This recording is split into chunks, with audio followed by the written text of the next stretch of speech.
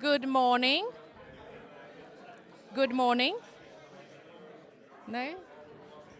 Good morning. The volume? Ah. Good morning, everyone, and welcome to this event today, the Circular Economy and the Triple Planetary Crisis. I would like to say welcome to all of you here in this room, and welcome to all of you sitting around digitally on the globe. My name is Gunilla Karlsson, and I am a board member of ISWA, and I will be the moderator of the event today, together with Dr. Anne Scheinberg later on. We will start with some few informations. A triple planetary crisis is a huge and global thing, though there could be other crises, for instance, a fire. And if a fire occurs or something else, you will have an emergency exit on that door. Use the stairs to go down, not the elevators. If you are want to have a restroom, they are also situated out in the hallway by the stairs. And the last crisis, the coffee, it will be served at 11:20. Before the program starts, I would like to say a few words on the program today. Today's event addresses solutions and tools and actions on an issue that is absolutely necessary to tackle if we want to have a planet that we can deliver to our children, grandchildren, and generations to come. The planetary crisis is one of humanity's most pressing issues ever. Waste management has a very important role to play for the interlinked issues climate change, air pollution, and biodiversity loss. Each of those issues has its own causes and effects, and each issue needs to be resolved if we want to have a viable future on the planet. One solution, we talk a lot about this, is the circular economy. Not seldom do decision makers talk about the circular economy as a savior of all the problems. However, we who work in the waste business, we know that circular economy and waste management will go hand in hand for a very long time, because there will always be some waste that we need to take care of and to dispose of. But happily, there are a lot of things that we can do as persons. We can consume less. We can walk or cycle instead of driving. We can recycle. We can use less water. And perhaps most important, we can address decision makers with facts and knowledge from the waste management sector. And this is actually ISWA's mission, to promote knowledge on waste management and circular economy. And today's program, we will listen to speakers that will give us different perspectives on the planetary crisis and the circular economy. We will start off with the global perspective. We will move on to the Netherlands and move from waste to circularity and circular economy. Then we will have a session on circularity, and that will be moderated by Dr. Anne Scheinberg. And then after the coffee break, we will finish off with marine litter situation, because that is a huge problem as well. Okay, I think it's time to introduce our first speaker. And the first speaker of this event today is Carlos Silva Filho, our president of ISWA. He is a lawyer specializing in administrative and economic law, and started working in the waste industry as early as 1999. So it's many years of experience. He is a legal advisor of ABRELPA, the Brazilian Association of Waste Management Companies. They are also the national member of ISWA. Carlos has been the president since 2020, but he has been involved in ISWA since 2009, 10, something like that, I think. And he will talk about the global perspective, and he has actually been present at both the COP27 and the last Inc. 1 meeting. That is the discussion and governmental negotiation about plastic pollution treaty. So we will have a very interesting day ahead. I will give a warm welcome and applaud to Carlos, and the floor is yours.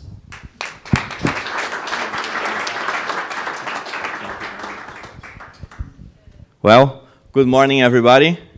It's really, really nice to be here with all of you in person in the Netherlands, our headquarters. And I was just talking to Wendy from NVRD that I'm proud to be the first virtual president of ISVA, because I was elected late 2020 during the pandemic, and almost my entire first term as ISVA president was online, was through the screen.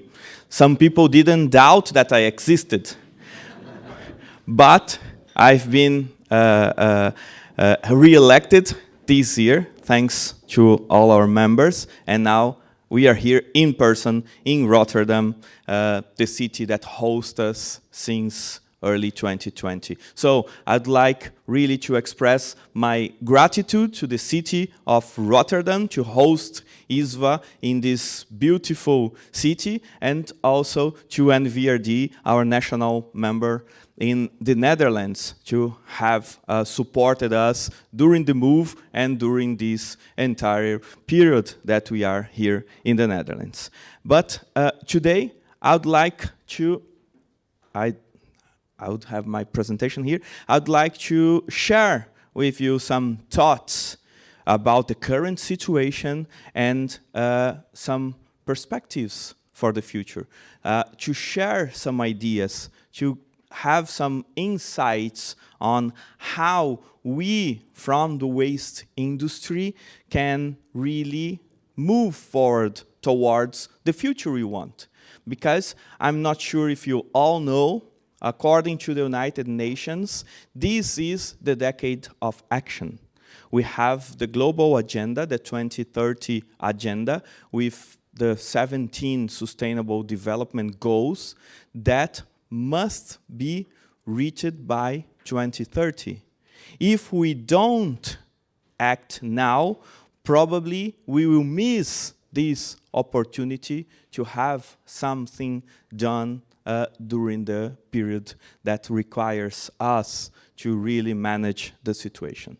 So, for those who doesn't know, this is the Earth. It's our planet, it's our home, it's our spaceship. Up to now, according to scientists, it's the only planet that can sustain life. But for some of our inhabitants, it's not like that.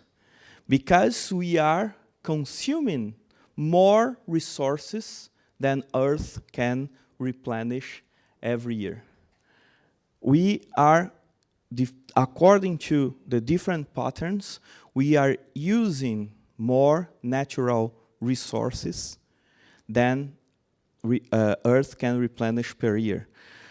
The average now is that we are consuming 1.75 planets per year. If we continue with this pattern, probably in 2050, we will need 3 planets to fulfill our needs. So, according to scientists, we are writing a new history on the Earth chapter. We are really, as human beings, having some behaviors that are affecting the geological structures of the planet. And this era is being called the Anthropocene. The Anthropocene means the era when humans affect the structure of the planet. And this is taking us to what is being known as the triple planetary crisis. It affects not only the environment, because the triple crisis are crisis of pollution and waste, a crisis of biodiversity loss, and the crisis of climate change.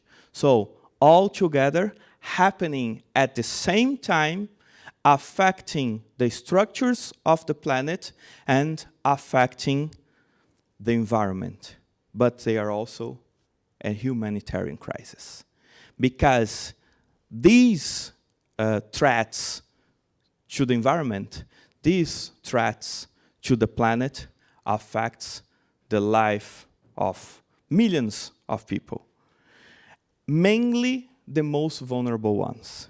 So this is something that we must really understand, because it indicates the path that we need to plan and to implement towards the future we want. So it's time to reset our relationship with the planet. It's time to get ready and prepare ourselves in order to deliver better and more permanent solutions, in order to avoid that those impacts really reach the point of no return. And the waste and resources management sector is part of the solution to beat the triple planetary crisis. We must understand that waste is an asset and not a liability. We are a resources management industry, and we can solve the problem of pollution. We can help tackling the biodiversity loss, to prevent biodiversity loss, and we can mitigate climate change. And ISVA, as the International Solid Waste and Resource Management Association, is the global hub to really provide these type of solutions, to really share the required knowledge in order to advance and support the sustainable development goals towards the future we want. We need really to count with each one of our members. We really need to count with each one of our experts to support a just and equitable transition towards a more circular future that will be part of the solution. Because we realized the importance of our sector, because we realized that we have this window of opportunity during this decade, last year we launched this publication called The Future of Waste Management Sector, identifying trends, opportunities, and challenges for the decade. For those who doesn't know this publication, we have some copies there up front, and it has been a collaborative work among the ISVA board, the STC, several of our members and experts who identified the focal points for the decade, the focal points that shall guide our work, the focal points that shall be receiving our attention, and in order to reach these objectives we have. So the 6 main topics or main themes that we'll be working during the decade are protecting health and environment, mitigating climate change, driving resource efficiency and the circular economy, promoting good governance and social inclusion, fostering occupational health and safety, and incorporating advances in technology. These are the topics that, according to the publication, according to the consultation we made, must be dealt with like a high priority from ISVA side in order to help solving the triple planetary crisis and improving the waste management, sound waste management worldwide.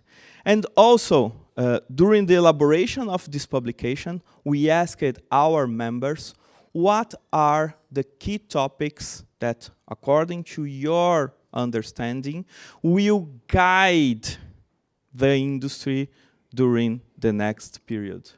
And those were the most cited ones. You can see like we have a broad representation of themes and topics, but climate change emerged as the most cited one, followed by resource management and closing dump sites, but climate change was the most cited one. Once we realized that this is something really important, we decided to dedicate our best efforts in order to contribute towards mitigating climate change. We started with our participation in COP26 in Glasgow, with one official side event. We organized an official side event. It was an online event, and also with an interview to COP TV. And then we decided to improve our participation at COP27 this year in Sharm el-Sheikh in Egypt. For the first time in all the COPs, ISVA had an exhibition booth at the COP. We hosted this booth there for 2 days.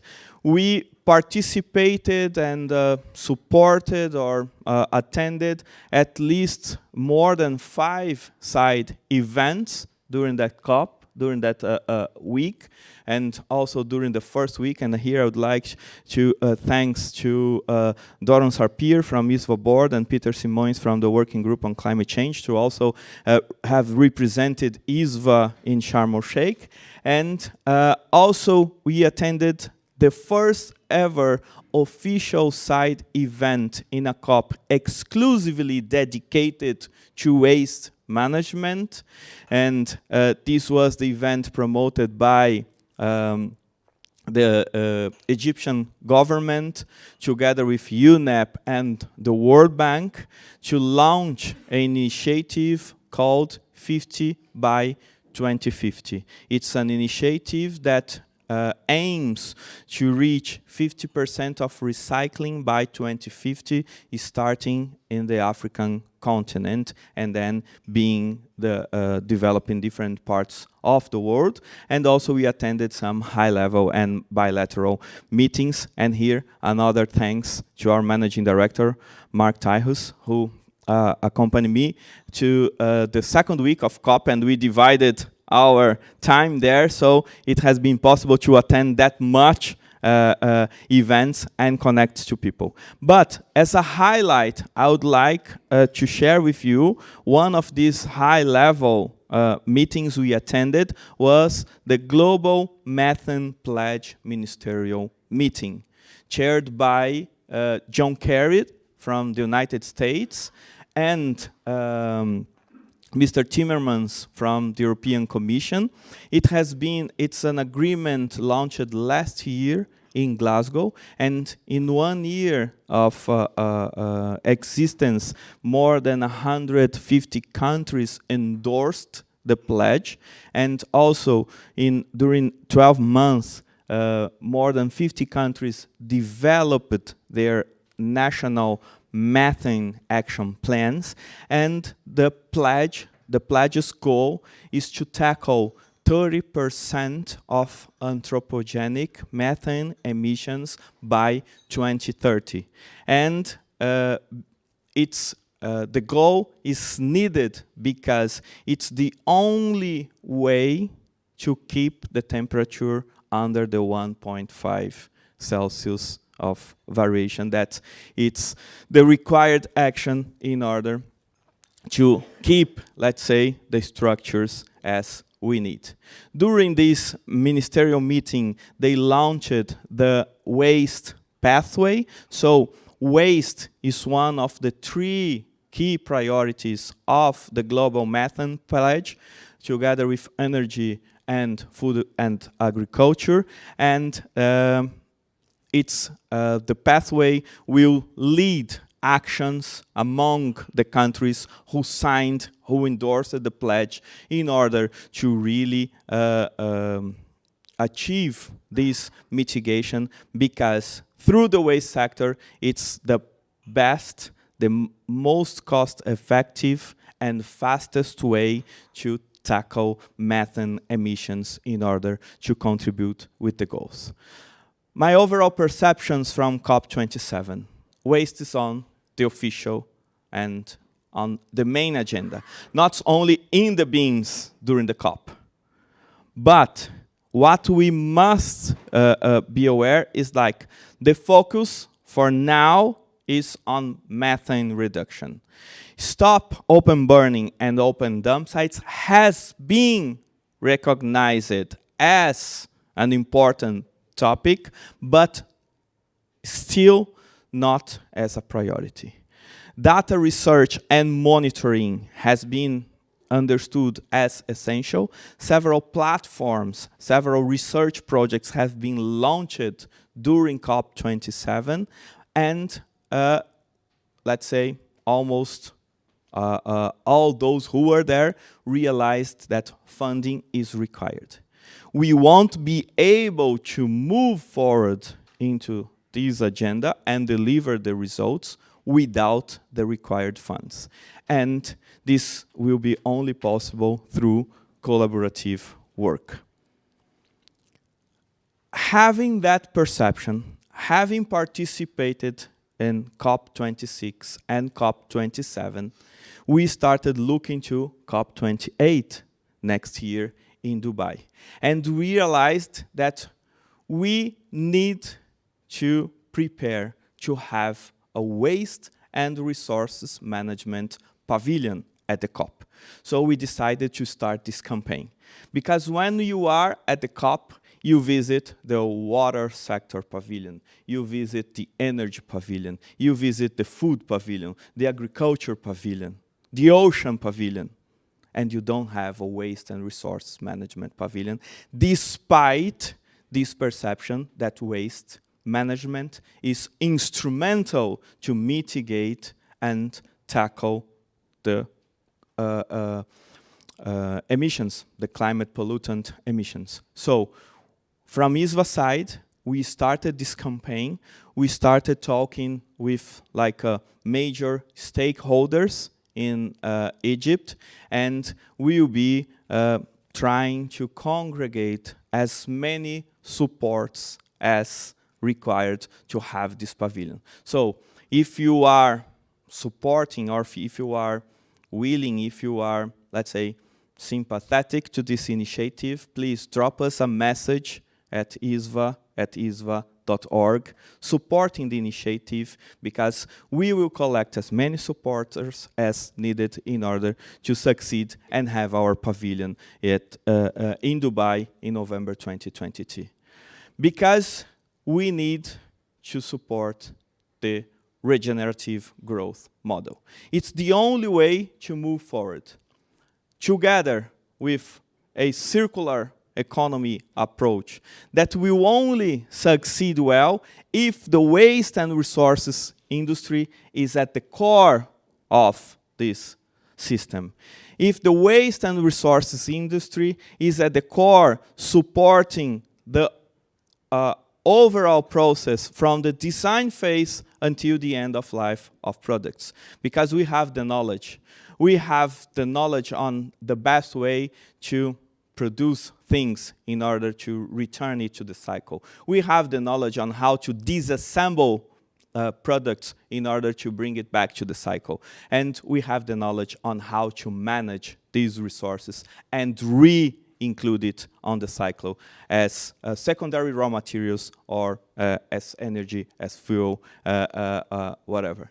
For that, we need good governance. Without good governance, we won't fulfill the whole cycle of circular economy. And good governance means matching the goals and drivers with policy instruments and putting it into practice. It's the only way forward.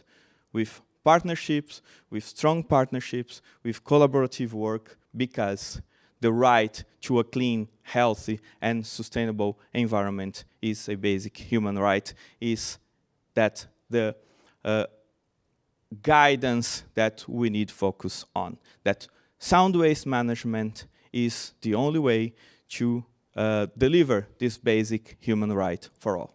So, thank you very much for your attention, and I'm really happy you attended and being here with us today. Thank you.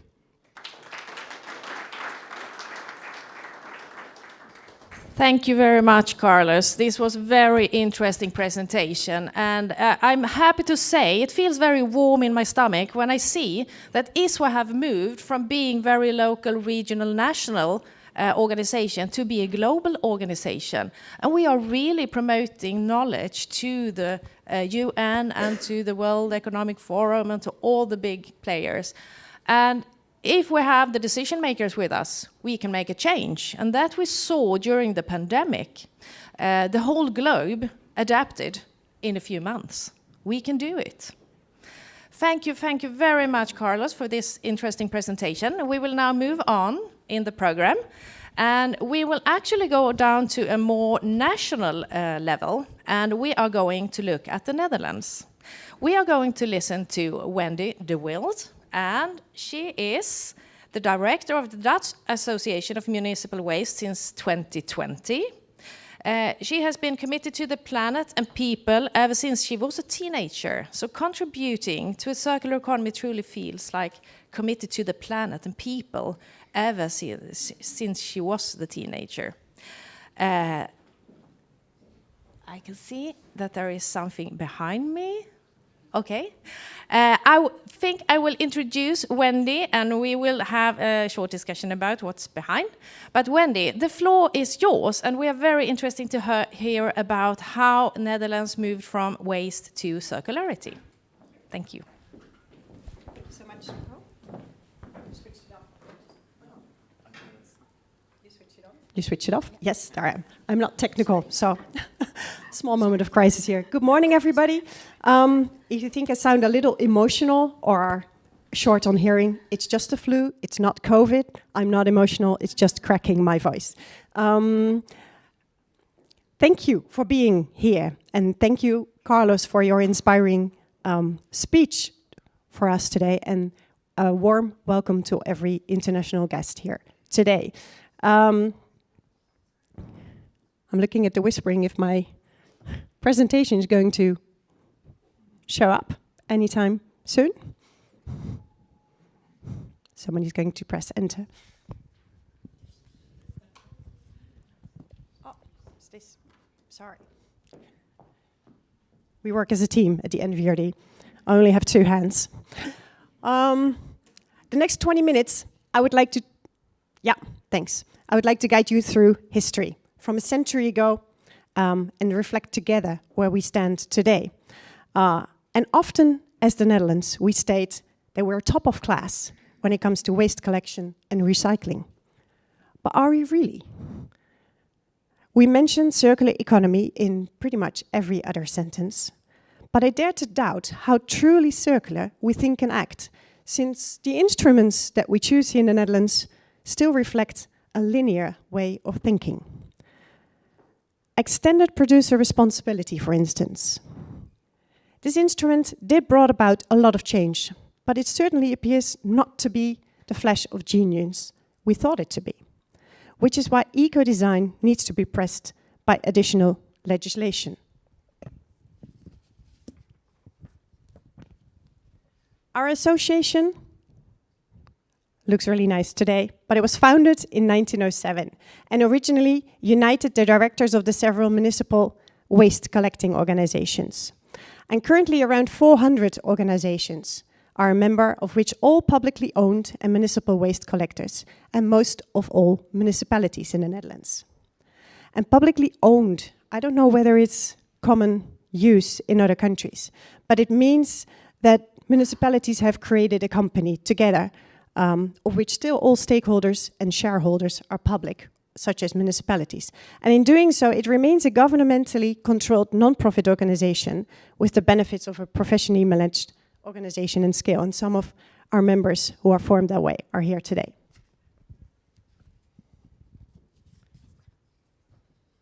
And although our members may still be predominantly male, and maybe a little bit wiser and older, the colleagues from our association are here today, some of us, and look bright and into the future.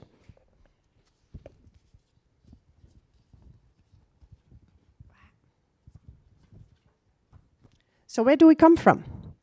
In 1907, we had no idea of today's challenges. Waste management was a public service. Our focus was to keep the streets clean, to keep diseases away. And waste in 1907 was predominantly organic in the old-fashioned way. Farmers gladly took the waste to fertilize their land, and old textiles were reused after being thoroughly worn. How different is that today? One thing has remained though, which maybe you can still see on the picture. We're still very, very proud of the work that we do and how important it is to society. But let's not stick to 1907. Let us jump 150 years in time. We have developed from far less organic waste into very complex materials and commodities. And for decades, also in the Netherlands, we have used landfills to get rid of waste, since farmers could no longer use the waste we produced. I would say pretty much every hill that you encounter here in the Netherlands, except from the far south, is likely to be the result of a landfill, rather than to be a natural hill, since we're a pretty flat country. And since you can only manage to build so many hills in such a small and densely populated country, we had to find new ways. So we changed into incineration, creating new energy sources, and from there, we moved on and created highly innovative recycling methods for glass, for paper, for plastics, for organic waste, and so on. So, statistically, I already mentioned, we're top of class now, are we? Our citizens are educated into separating waste streams at home and also bring their waste to municipal waste stations in their vicinity. And 80% of our waste gets recycled in some way or some form. But the amount of waste still increases dramatically. A lot of it is transported out of the European Union, out of the Netherlands, where it burdens other people's lives, as also Carlos stated. So our global footprint, being Dutch, is not so top of class at all. I also mentioned we maintain a linear approach on circularity in behavior, in our business cases, in legislation. We still focus on managing waste instead of managing a true circular economy. We focus on what happens within our country borders with consumption. However, our impact goes way beyond our borders. 70% of global emissions can be linked to the use of materials and commodities. So as Carlos already mentioned, climate and circular economy are pretty much the same issue, the same solutions. So from our waste point of perspective, we see that as a country and as a European Union, we have not bridged the gap from linear to circularity at all yet, despite all our efforts and regulations. Excuse my language, or pardon my French is how I should say it, I guess. But shit in is shit out. The instrument of extended producer responsibility, which of our international guests are now doubting what is she talking about? Is there anybody who has no idea what EPR means? Everybody stays quiet, so either everybody understands or nobody dares to ask a question. It has been developed in the European Union and in the Netherlands to ensure producers to take full responsibility for their part in the footprint. But we see, and we measure as NVRD as well, that products do not evolve into more circular materials. We keep on managing waste streams.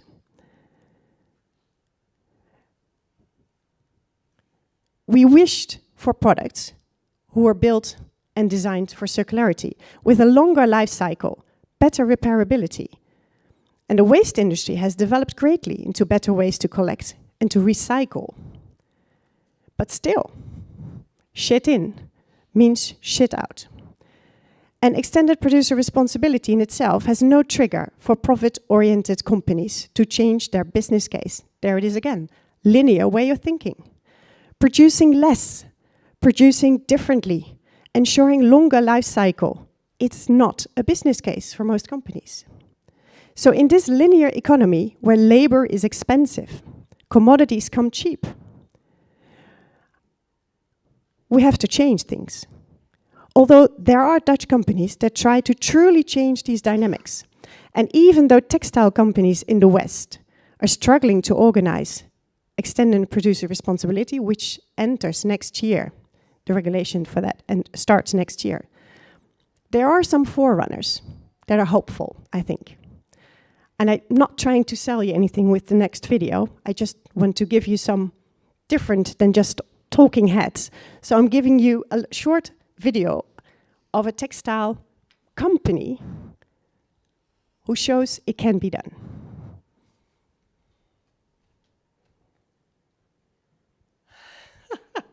I delegated the difficult task to one of my colleagues. Can you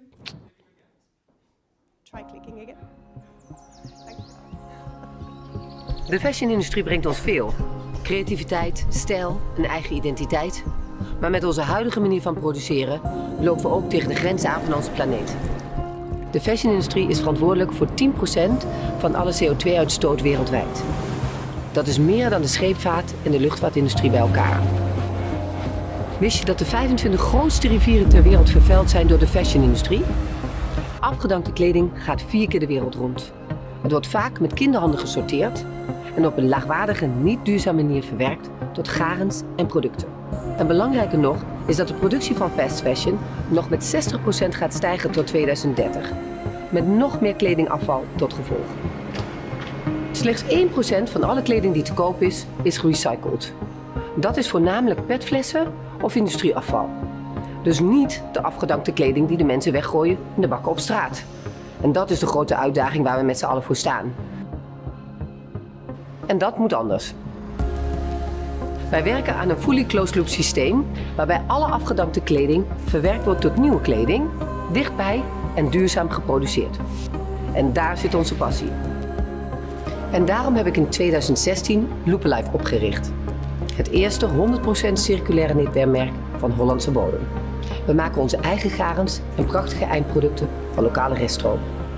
Dat doen wij zonder te verven en water te gebruiken, omdat we zowel de materialen als de kleuren hergebruiken. De eerste jaren sorteerden we alle afgedankte kleding met de hand. Door intensieve samenwerking met Wieland Textiles en de innovatieve fibersortmachine is dit proces nu geautomatiseerd. Hierdoor zijn we verzekerd van een consistente stroom hoogwaardige grondstoffen, gesorteerd op samenstelling en meer dan 25 kleuren. Nu is het tijd om op te schalen en de naamsbekendheid van Loopalife te vergroten. Tegelijkertijd willen we door en meer afvalstromen en kleuren uit de afvalberg verwerken. Ook willen we nieuwe garens en doeken ontwikkelen. Onze missie is om in 2035 de meest duurzame trui ter wereld te produceren. We willen 1 miljoen kilogram CO2 besparen en 500 miljoen liter water. Alleen gaat ons dat niet lukken. We willen een global movement of changemakers creëren. Met jouw hulp en investering kunnen we het verschil maken en impact genereren. Help ons en doe mee.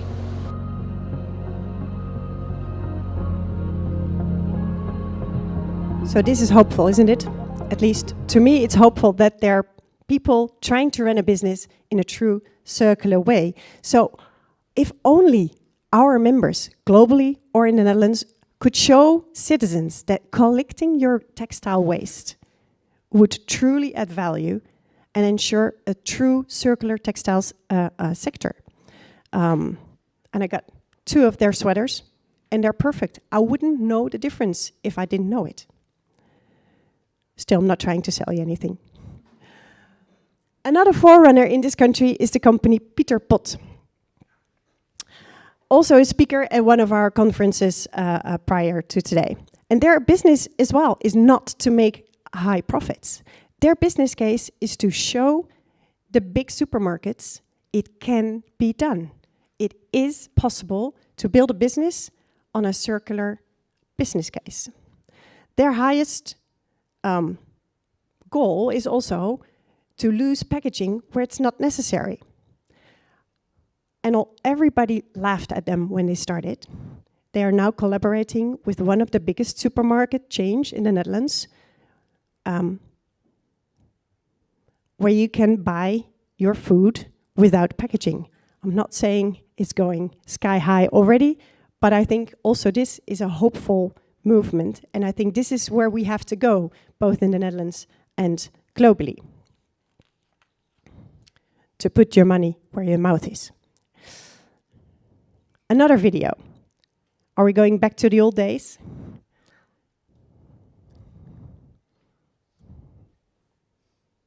Iedereen wil graag wat minder plastic gebruiken, maar dit soort flessen zijn onmisbaar Subtitles are geworden. at the bottom. Toch? For the people. Gek genoeg bevatten deze flessen maar een heel klein deel werkzame stof. En heel veel water. De oplossing is simpel. We halen het water weg en verpakken die werkzame stof weer in papier, net als vroeger. Dat scheelt een heleboel plastic flessen en een hoop energie in transport. Dit is Bubble Buddy. Hij is gemaakt van gerecycled plastic. We hebben een hele hoop zeepflessen verzameld. Die hebben we gesorteerd, in stukjes gehakt, gemengd met andere soorten gerecycled plastic en 2% kleurstof. Deze mix wordt gesmolten en onder hoge druk in de Bubble Buddy mal gespoten.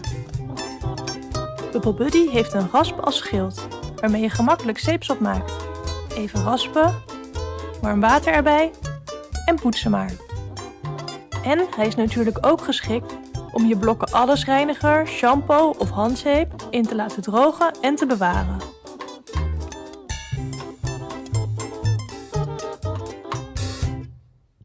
Well, actually, I'm not showing you this video because I think you should buy Bubble Buddy. But what it does show in a very logical way is that wherever you can extract water, we don't need plastic to wrap it. We don't need so much carbon dioxide to transport. So yes, what I said, back to the good old days, in some ways we might want to go back to the good old days where no plastics were needed. But my real point for this video is that we cannot solve this climate change, this circular economy, just from the waste management perspective. The real change needs also to come from rethinking products, from rethinking producing, and rethinking consumption. So instead of investing further in technology to recycle plastics, which is something that we're very good at in the European Union, technology, investments, recycling, we need to transform the product itself. Make the waste sector less leading and lead from where it all begins.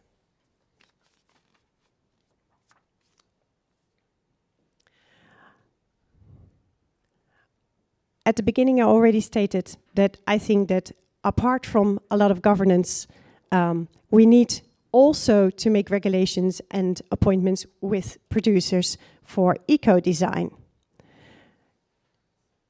They need to make products in a way that we as a waste sector can actually recycle, reuse, upcycle, not downcycle, and in doing so create more jobs, sensible jobs for people that today are left out, not just in the Netherlands but also out in other countries. And I think this necessitates regulation to keep producers move into the right direction, because we can also see they don't do it by themselves. A couple of forerunners, but not all of them. And I also think this needs more taxation, a different taxation, which is something that as NVRD we have also supported the pledge to tax commodities and tax less on jobs. We think that's going to be a real boost to go to circular economy, to circular material management instead of waste management, because I think that is where our future lies. So this is the way forward that at NVRD we believe truly in. We say that this is the way that our members are also already transforming into. It's the only way we in the Netherlands, small country, can have a true positive global impact on our footprint. That was from the global perspective to the local perspective. Are there any questions?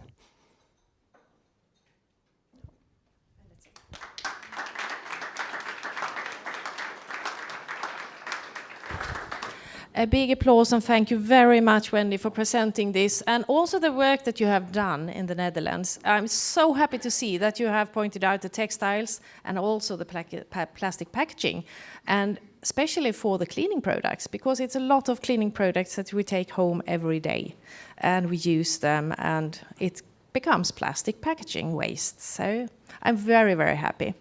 Do we have any question from the audience to Wendy? I have a thought.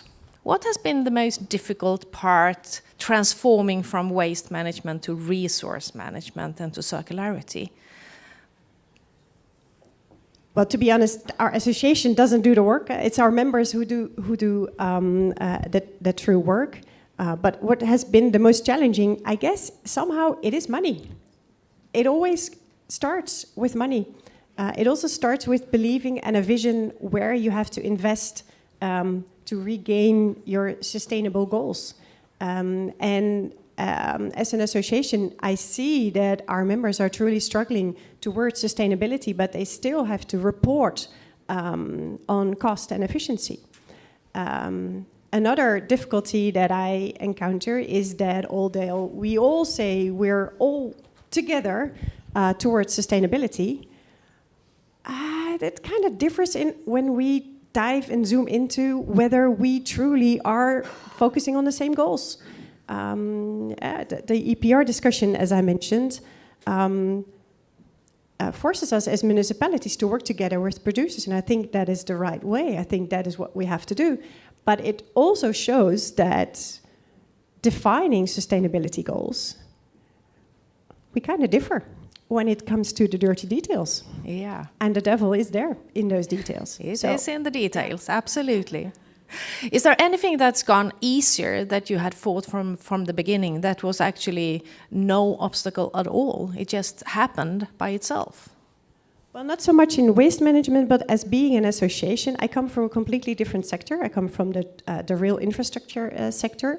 And I kind of feared that being director of an association would mean a lot of managing all those members, competing, disagreeing.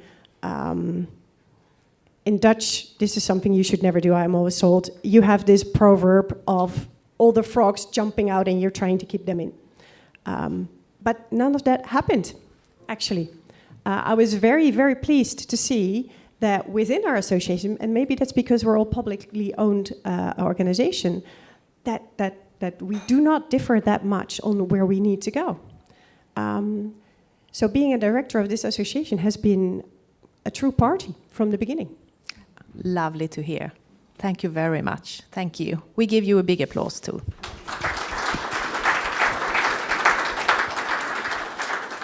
Now we have moved from the global part to the Netherlands, and we are going to go into the circularity part. So I would like to introduce Dr. Anne Scheinberg. Please come up on the floor. And I will actually hand over the moderation for this period of time. It's for just before the coffee break. It's for 1 hour, and we will listen to 3 very interesting speakers, but I will leave it to you to introduce them. So, very warm welcome. Thank you, Gunilla. Gunilla and I are partners in circularity. We work on the CALC project, which has been financed by NVRD to ISWA, for which we are extremely grateful. And we are working in this, please bring the chairs for the panel.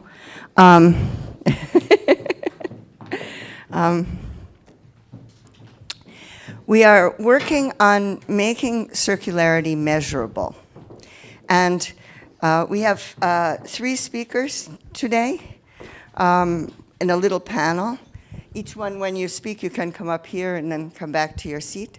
And we're going to start with Mr. Freek van Eyck from the Holland Circular Hotspot. Freek, please. Thank you so much, Anne. The ladies are going to help you with the timing, so.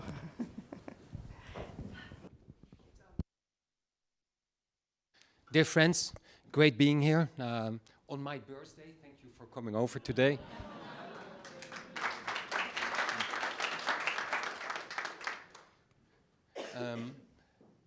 I'm actually a garbage guy like you all. I worked for more than 12 years for Suez, and I remember COP15 when I was with the ISPA board in Durban, putting waste management for the first time on the agenda of the COP. And I was very, very happy to see the progress. So congratulations, Carlos. So it's a good warming up. Let me move on. I'm the guy probably with the nicest job on this planet because I can promote circular economy at the global level. And that's something which is, touches me deeply. I'm also co-chair of the European Circular Economy Stakeholder Platform and vice-chair of the Circular Bio-Based Delta. But that's enough about me. I will make a link with my country. Why are we so fond of circular economy? Why does it fit us so well? It's because we had to work together to keep our feet right since the Middle Age. It makes us very collaborative. We had to keep our cities livable and economy viable. We were early industrialized, densely populated, so working together made sense. And we don't have resources, so keeping resources in the loop as long as possible makes sense for a country like the Netherlands. Today we're considered 24.5% circular. And that makes us probably one of the front runners in the world. But I always say, well, we're 75% not circular, so we have such a tremendous challenge ahead. For me, circular economy, you all know what it's like, but further in my story, I will touch just a little bit item of circular economy which I find important. It's about value retention. When we make products, we combine creativity, materials, energy, and we make a product. It's creating value. It's like rolling a ball up on a hill. What typically happens at the end of the life, this value rolls down the hill and is lost forever, or you have a negative value, environmental impact. So we try to keep the value as high on the hill, as long on the hill and as high as possible. So waste management, as you can see on the lower right, is at the bottom. If you recycle my phone, it's €3 material value. If we were to refurbish it, we're probably talking about €300. To do this, to keep the value high on the hill, we have to make new loops, new connections. It's another way of designing, producing, using, and dealing with waste. But it often starts with waste. If we go circular, probably we can reach the SDGs, 2/3 of all SDGs. Are the societal linked SDGs, or the biosphere linked SDGs, or the economical SDGs? Circular economy is also very important for reaching the climate goals. We always talk about energy goals, but 45% of all impact is related to products. And by going circular, you can reduce 50% of those product-related impacts. So circular economy can help with the climate goals, not as a cost, but as a business model. We always say that circular economy is the biggest business opportunity of this century. Now, what's very important is in the circular economy, nobody can do that alone. You need everybody on board. Governments, businesses, knowledge institutes, and you have to reach out to the consumer. And I will touch upon some of these roles in my presentation. And let's start with government. Government cannot do it alone. Look at the city here. If you want to do something with buildings, maybe the government owns 3 to 5% of buildings. So how to make a transition of the other 95%? You can't do it alone. In the end, businesses will be responsible for investing, scaling up, showing guts. They are the ones who are responsible for, let's say, speeding up. So we need to involve them very carefully as well. Let's start with our government. The Netherlands, we had in 2016 this moonshot ambition to be fully circular in 2050. But just having ambitions, of course, not enough. So what our government did is that we have 5 priority areas. Market segments where we think we can make most of the impact. Biomass of food, plastics, manufacturing, construction, and consumer goods. But then again, a high ambition is good. Focus is good, but you have to tweak the system. So what we did? We have interventions. So regulation, for instance, what is regulation? You look with old, let's say, spectacles, old glasses, you look to new, let's say, innovations. That's going to clash. You can work with, how do you call them, incentives, the carrot and the stick. Reward what you want and punish what you want less. It's also about new innovations, which you think are important. Circular windmills in the Netherlands, diapers, chemical recycling. It's behavior, it's how you and I, how we separate our waste. You know this better than me, it's very important. And it's also about international collaboration, because it makes no sense to create a circular island of the Netherlands if the rest of the world goes down the drain. And that's what we do, as Holland Circular Hotspot. We have a national program, which I was part of, which tries to accelerate circular economy in the Netherlands, Circular Accelerator it's called, and we have an international program, and of which I'm the director. And what we do, if we speak about circular economy, let's say in general, it becomes as vague as climate change. Nobody understands what Scope 3 emissions are, and nobody likes an impact in 100 years. We try to make circular economy tangible by linking it to how can circular economy help the built environment, can help plastics, can help textiles, can help infrastructure. And our last publication is actually on waste management as a catalyst to a circular economy. Because when we go abroad, there are acute issues with waste management. And if that's not in order, you don't have a platform to build your circular future on. So I will show you a little video afterwards. So what we do, we try to make circular solutions accessible at the international level in different fields. These are popular videos which we have made, 2 minutes. I will show you our latest one later. And we try to have as standards, we offer what the Dutch have to offer in circular economy, and we see what's the demand in other countries. We try to make them link by missions, workshops, etc. And now maybe some examples, some trends I've observed from the Netherlands, but also internationally. Because what I noticed that circular economy is everywhere, in every country where I go, in every market segment. In Ghana, in Cambodia, in Canada, circular economy exists, but it's too small. It exists in every market segment, in every part of the value chain. Well, plastics is, I think, the perfect example where you know that we have to do this together. Plastic has a negative value. So if you want to close the loop, yeah, money needs to be in the system. Role of government, setting up EPR, for instance. But then again, it needs to be collected at the municipal side. So you need to have a waste management infrastructure. You need to communicate to me as an inhabitant how I separate my waste. Then recycling, the recyclers, they have to make a quality that industry actually can use. Otherwise, we're just going to make buckets. There is a limit to the amount of buckets you can have in society. So the recyclate should be of a quality that the Unilevers and Coca-Colas can use, and they have to redesign their products that it's, let's say, safe and accepted by us as consumers. If you miss one of these steps, nothing will happen. What do I see as new trends nowadays? I think I just mentioned one. It's chemical recycling. The best performing countries in the world recycle maybe 50% of their plastics. Could be a few percent difference. The other 50% is not recycled. And of course, with redesigning, we can do so much more. But there will be a gap which we can't tackle with mechanical recycling alone. Now, chemical recycling can be a solution for the plastics that cannot be mechanical recycled. But that's also talking to the chemical industry. That's a mammoth tanker which has to change course. That's not easy. And the good thing about chemical recycling is that you make the product, let's say, new again. For food safety, that's very important. But to us as waste managers, I used to be director of strategy at Suez, be careful, because chemical recycling can be a monster which can lock in also, like incinerators can lock in also waste for which prevents recycling. So take this very carefully, because the volumes in the chemistry are huge. Let's look at some other sectors. Biomass and food. We're with 7 billion people on this planet. We produce food for 10 billion people. We waste 3 billion, the food for 3 billion people. 1 billion people are hungry, and 1 billion people are, let's say, obese. They're too, let's say, a little bit overweight.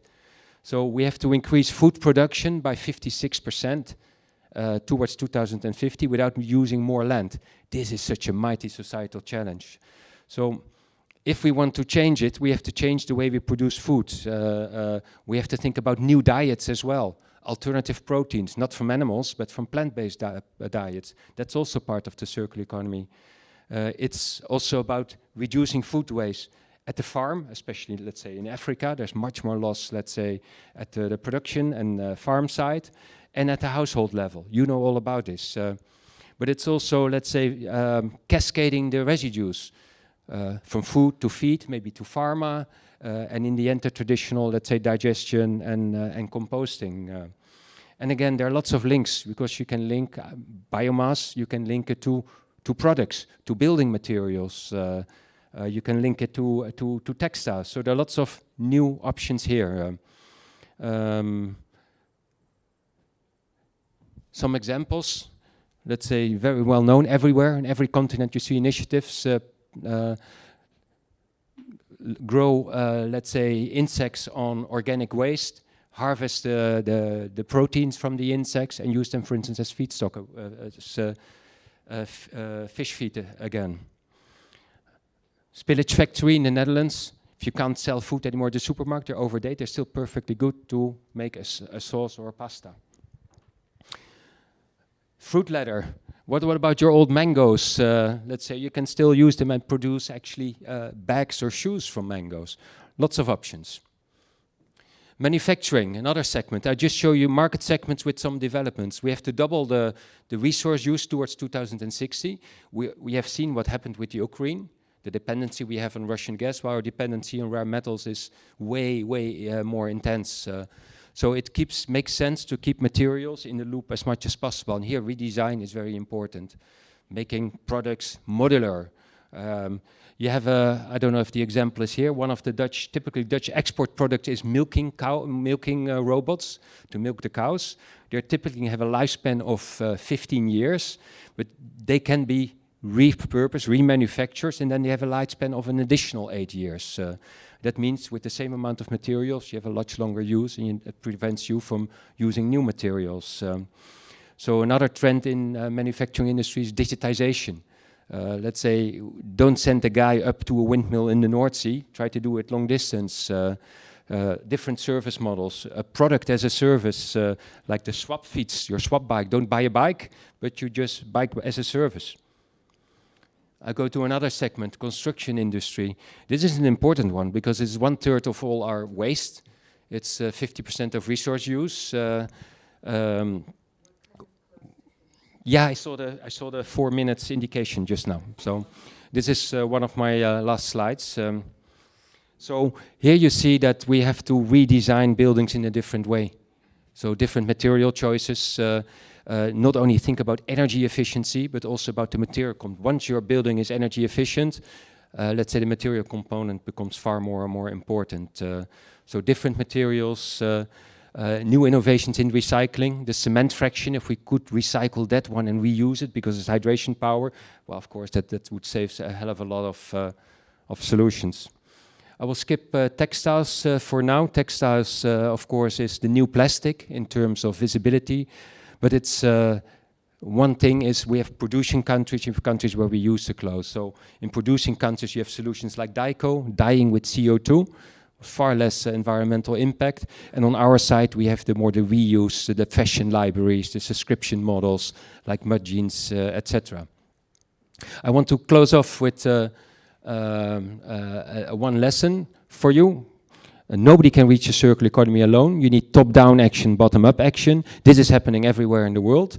Here you see similar organizations like Holland Circular Hotspot. They are everywhere. And these are the places where the coalitions of the willing are coming together and work on circular economy. Top-down action and bottom-up action.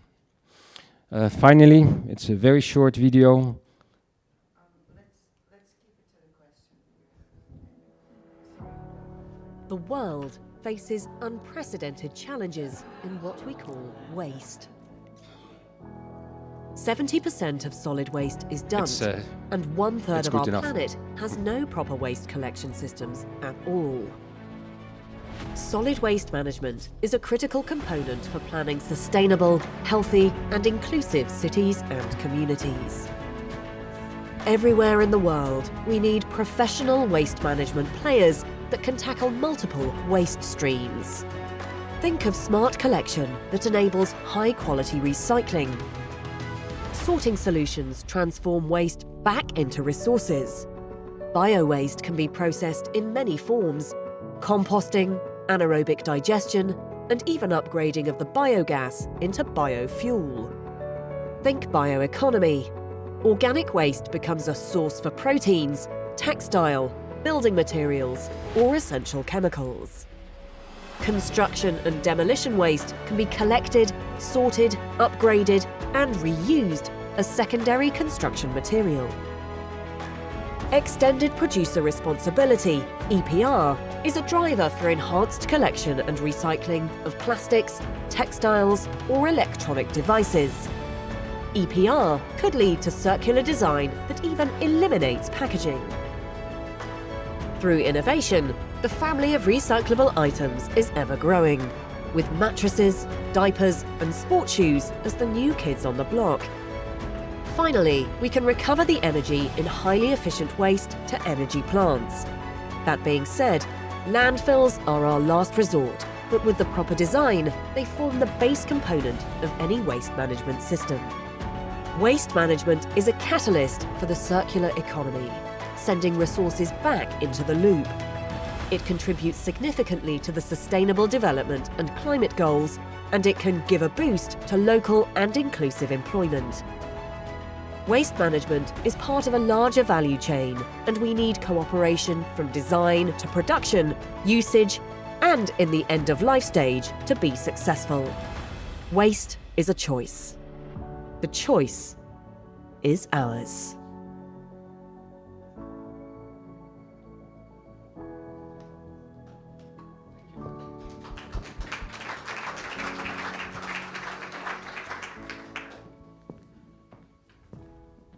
Craig, we're going to introduce Paul Lucas from the Planbureau voor de Leefomgeving. Thank you. Does it work? Yes, great.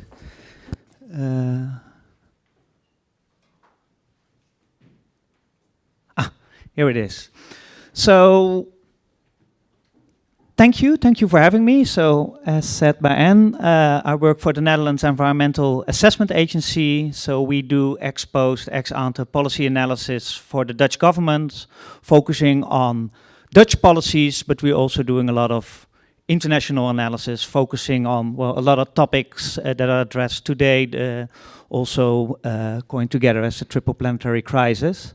So I want to show a few slides today on the work I performed for the last 3 years for the Dutch Ministry of Foreign Affairs, where we addressed the question, so what does this Dutch circular economy transition mean for low and middle income countries?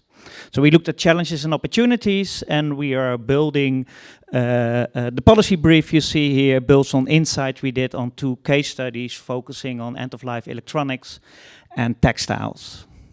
So first, get back to the main theme of why we're here today, the triple planetary crisis. I think it's already mentioned today. So resource production and processing, as shown here on a graph from the International Resource Panel, is responsible for around 50% of the greenhouse gas emissions, around 30% of air pollution, and more than 90% of biodiversity.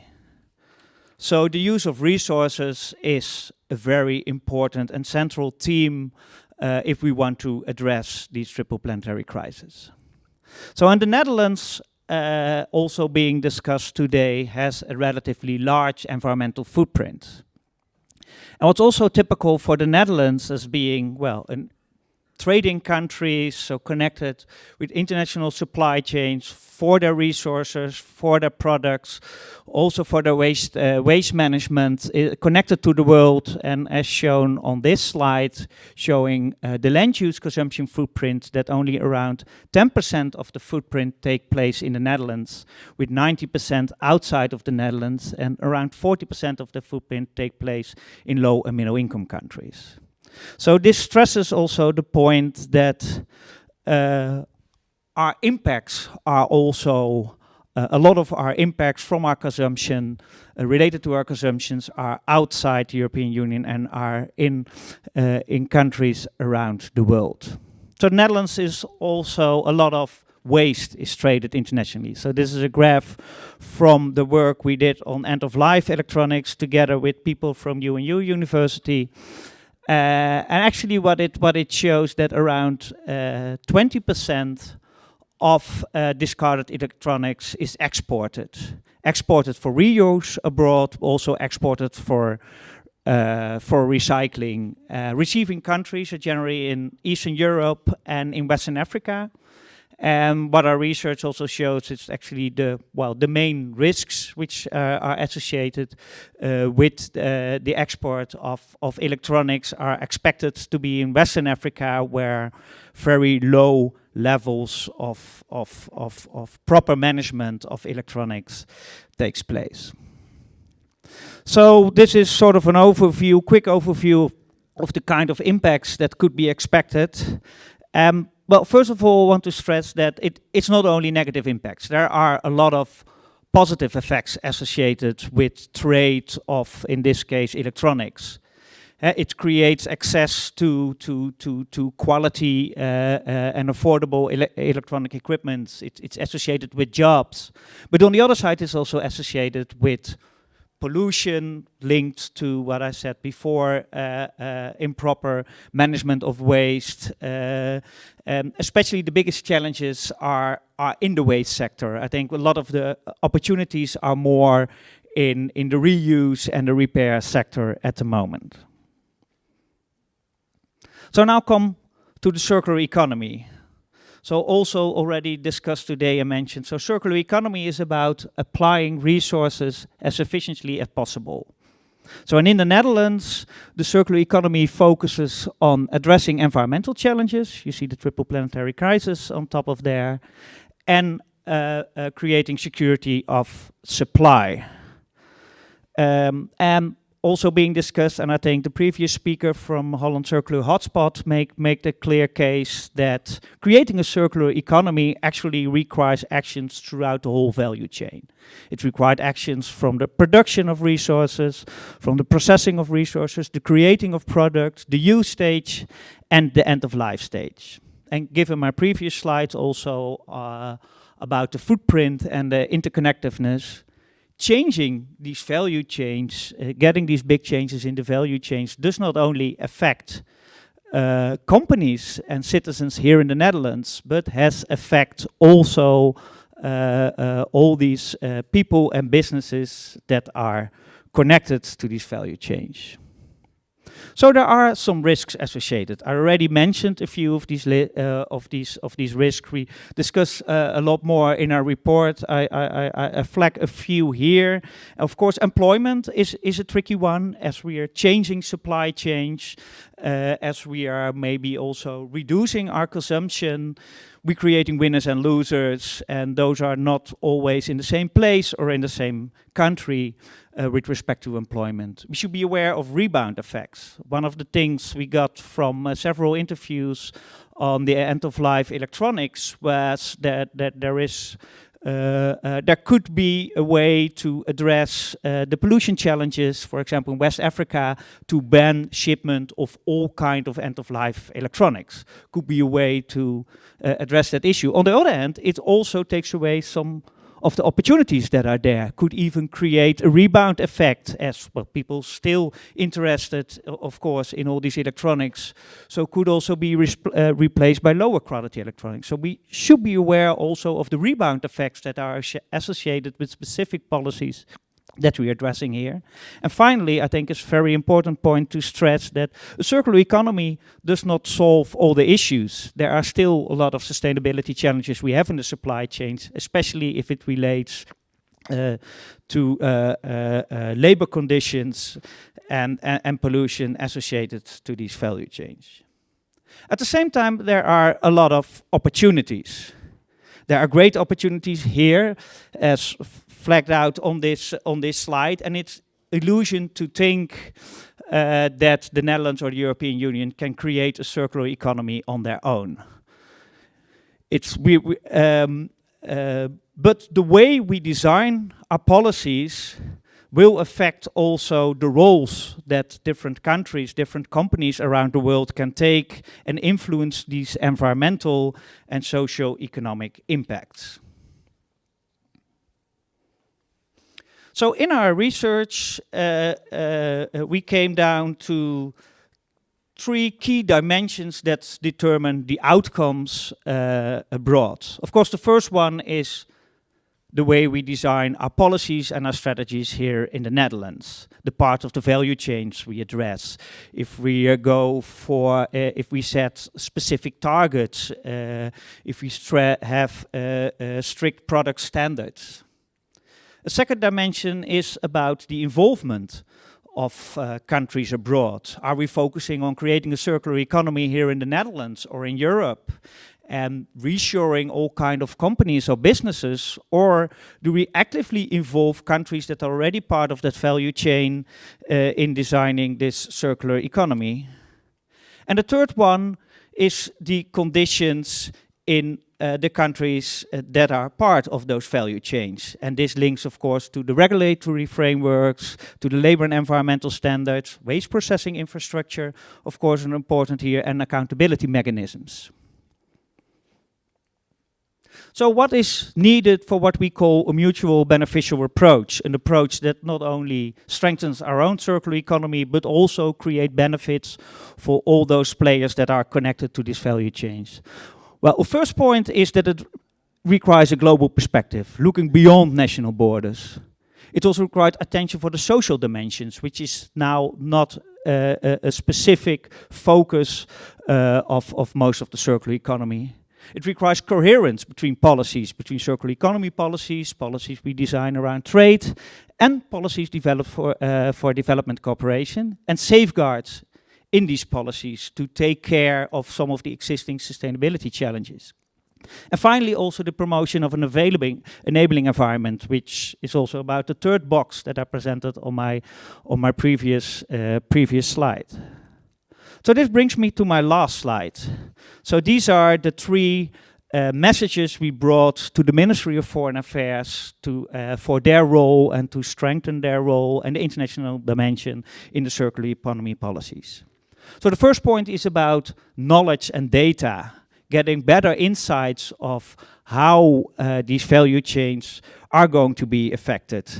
Understand the drivers, the challenges, the opportunities. But it's also about integrating circular economy into existing policies and programs. There are already a lot of policies and programs that addressing several of these challenges.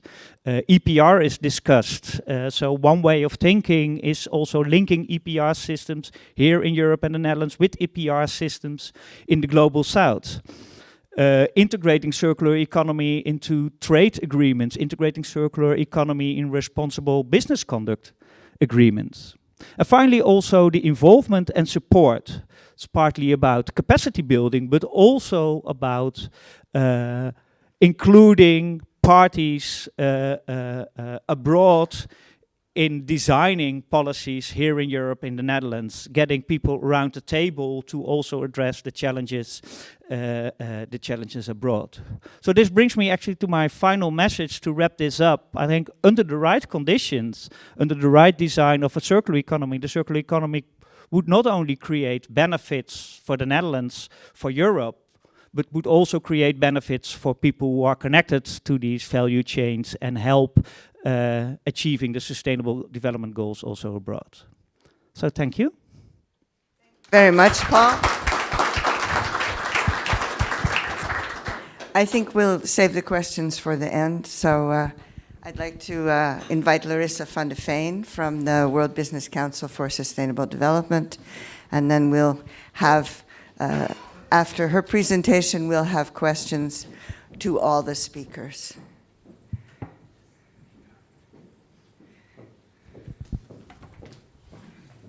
All right. Thank you so much, Anne, for inviting me. And thank you all for being here. I have previously also lived in Rotterdam, so it's amazing to be back here, and especially also in this building.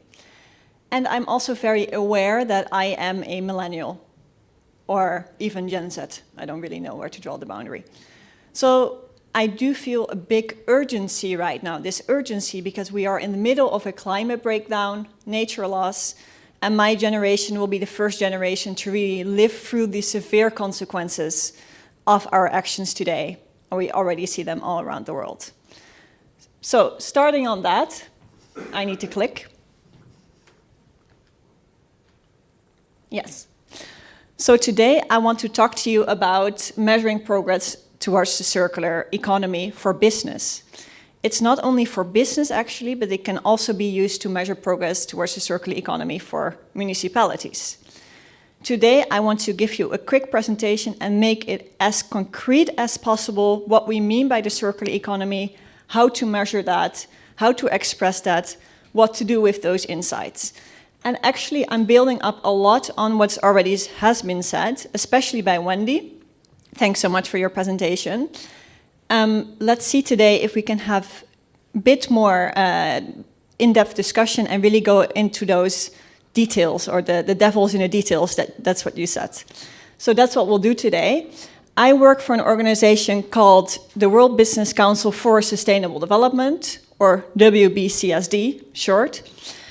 Sorry for the acronym. And it's an organization that has 200 of world's leading businesses, huge corporations, and they work together to achieve a system transformation towards a net zero, more equitable and nature positive future. And how the WBCSD does that is by really putting all these huge companies in one room, in a pre-competitive room, and saying, okay, what do we do now? Can we develop the solutions that we need? So it's really practical tools that the WBCSD develops. On my day job, what I do is I work in the circular economy space, and I work with companies to measure progress towards circularity. So work on a really practical tool. For that reason, I don't know a lot about circularity in the Netherlands specifically, so as preparation for this speech, I looked at some sources. So let's start with that. So this says the amount of residual waste per citizen from 2016 to 2021. And what you see is a nice decline in the amount of residual waste, so we are able to reduce and to capture more of the value of the waste, very positive, actually. We see here an increase in 2020. That's logical because people were cleaning up their garages and their yards, and yeah, what else was there to do, really, right? So luckily, that garbage is now collected and away. So we see a very positive side when looking at the improved, looking at the collection system, seeing in the collection rates. So great job for you who contribute to that.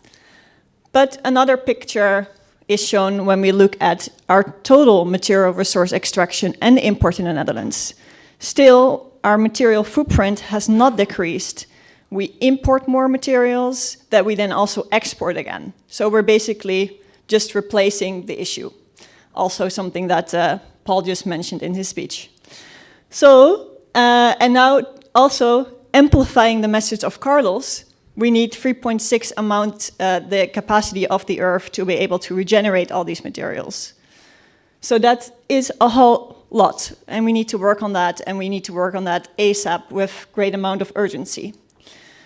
However, for that to be achieved, we need to be clear how the circular economy is going to help us to decarbonize, to become nature positive. We need to set super concrete goals. We need to have a same definition of what is the circular economy. So this is work that the WBCSD started in 2018. We saw that there were so many type of metric systems out there to measure progress towards circularity. Everybody kind of had their own interpretation. And of course, this is not good, and this is something that we aim to harmonize. So then we developed the Circular Transition Indicators, or CTI. And CTI is a methodology that measures the circularity progress of companies, and it enables them to identify circular opportunities, linear threats, enables them to set KPIs, but especially it enables the whole value chain to be able to adopt one language, to adopt KPIs that you're really speaking about the same thing. It's really quite a simple methodology. I've worked with complicated carbon footprinting myself in the past, but this is simpler. It's consistent, it can be used by any company in any part of the value chain. It's a complete set of metrics, it's complementary to other sustainability assessment methodologies, and it's neutral in its application. It refrains from any subjectivity or value judgments. So we're going to go into the methodology in a second, so I hope you're excited for that. But we saw an increased uptake in this methodology. The report that gives guidance on the methodology has been already downloaded 30,000 times. It's just freely, publicly available for anybody to use. And we have seen an uptake of 94 countries globally, which is quite good. So what does CTI aim to capture? It basically aims to capture this, and you must be very well known with this. So it aims to minimize the extraction of non-renewable virgin resources and minimize the amount of waste being generated and landfilled in the first place. Now, there are a lot of strategies. We have already gone through some of them that can be applied. The technical cycle, reuse, repair, refurbish, recycle, etc. And then also the bionutrients can be captured again through the biosphere. So those are the circular streams. Again, in this process, there is continuous waste, and also that you also want to minimize. So basically, this picture is what CTI aim to capture. And how do they do this? By this model. This is the headline indicator of CTI. And what do we measure here? We measure what the materials going in a company boundary, which can be a product, a facility, a company. It can also be a municipality. And we measure the stuff going out. Now, good data quality is important, otherwise we have the shit going in, shit going out kind of principle. That's what we do not want. But we want to measure, okay, how many of the products that I actually procure are circular? Because some metals, for instance, already have some percentage of circular content in there, but simply companies are unaware. So this starts a conversation with suppliers to ask, hey, how circular is my product? Does it have sustainably grown bio-based materials in there? Does it have secondary materials on there? And this seems very simple, right? But really it's not, because some companies use thousands of materials. So you really need to start small and have solid data collection approach to this. So that's actually step number 1, is to have clarity on this left side. Then let's go to the circular outflow part, where most of you will also be more familiar with. So what we measure is actually 2 intervention points that need to be measured both to come to the circular outflow equation. First, we measure recovery potential. And this is really an internal design question. Is my product designed in the first place to be recovered? So what you need for that is design, for instance, for modularity, so you can take the product apart and recover the individual elements. But also maybe you want to refrain from using any toxic substances. So this indicates a percentage from 0 to 100. Is it recoverable? Yes or no? Really a design question. But then it's all great if it has been designed to be recovered, but you also want it to be actually recovered. Now that's where great collection systems come in. That's where efficiency of recovery methods come in, such as recycling efficiency. And companies can improve this by, for instance, take-back schemes. So that's how it's actionable for them also. So if you know the circularity of your inflow and the circularity of your outflow, then you can come to the percentage material circularity equation. This also means that you can only become 100% material circular if your inflow is 100% circular, so 100% made out of recycled content, also 100% recyclable, but also 100% recycled in real life. So this is quite a, I would say, stringent approach to really measuring what happens to those flows. And I also see it as a great starting point for business. It's not the only thing that you want to measure with regard to the circular economy, but it's a start. There is some upcoming regulation that also incentivizes companies to start reporting on these inflows and outflows. So this is an opportunity. It's maybe not the only answer, but it's a shift in narrative for business to start taking responsibility over their inflows and over their outflows. So I hope to have if you procure materials, that you have this conversation. Where do the materials come from? What is their circular content? And where do the materials actually go at end of life? So this is the percentage material circularity. It can also be used for municipalities for your public procurement. So I'm also curious to know if anybody in the room is already doing that. Happy to talk about that in the coffee break. Moving on. There are more indicators in CTI that aim to measure slightly different things. We have indicators that measure water circularity, energy, indicators that measure resource efficiency, the lifetime, for instance, of the products, how many critical materials are in there. We have indicators that aim to decouple financial performance from linear material use and seeing how successful a company is in doing that. And then lastly, we have and are developing indicators at the moment that measure, hey, if a company applies circular strategies, how does that impact their GHG emissions?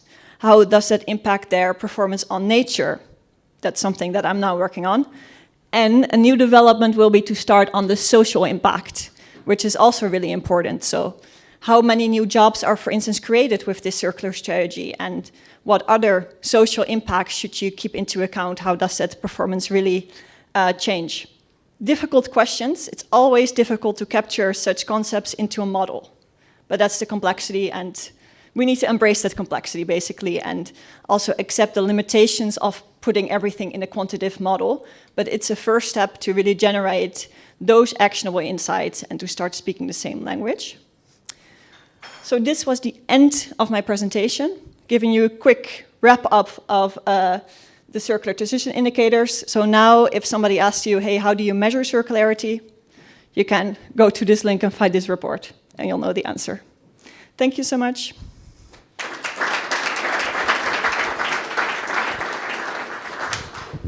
Thank you very much, Larissa. I'm going to invite all the panelists to come sit here, and I'm going to kick off with one question for all three of them. I think, okay, wait, that doesn't look right.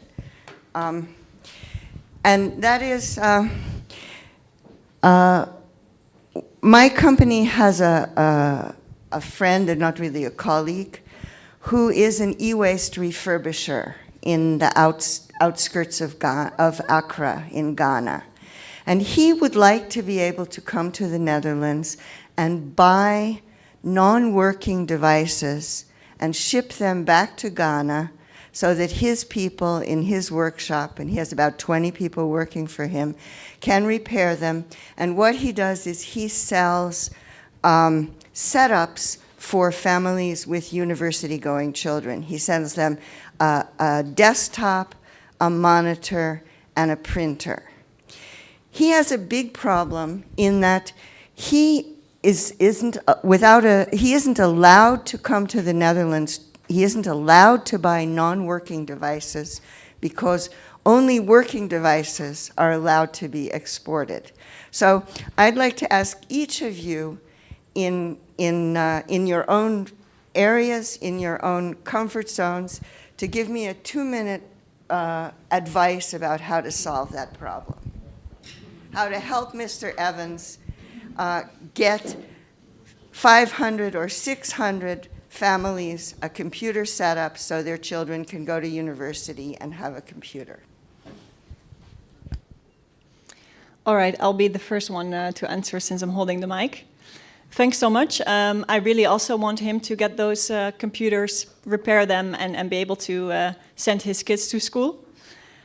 And the advice that I would have is not a solid solution that I could give you of, okay, this needs to change, but staying within what I know in the WBCSD is that there is a circular electronics partnership. It's called CEP. You can go to cep.com. And there is a network of companies working in the electronics value chain, together with governments as well, especially also with producers, to have these conversations and see what are the main challenges to this. Because I can imagine if you break down this issue, actually there are several hurdles that you need to overcome.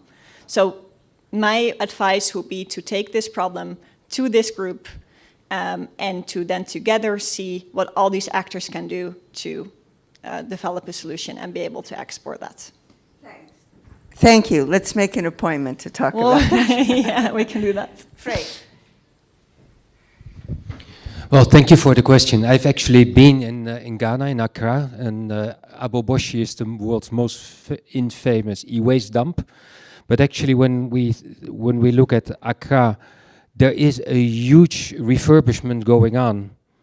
There is a computer village where 20,000 people are giving a life to phones already today. Only it's the poor man's circular economy. They only use what they can use, but the average phone is refurbished 10 times at least.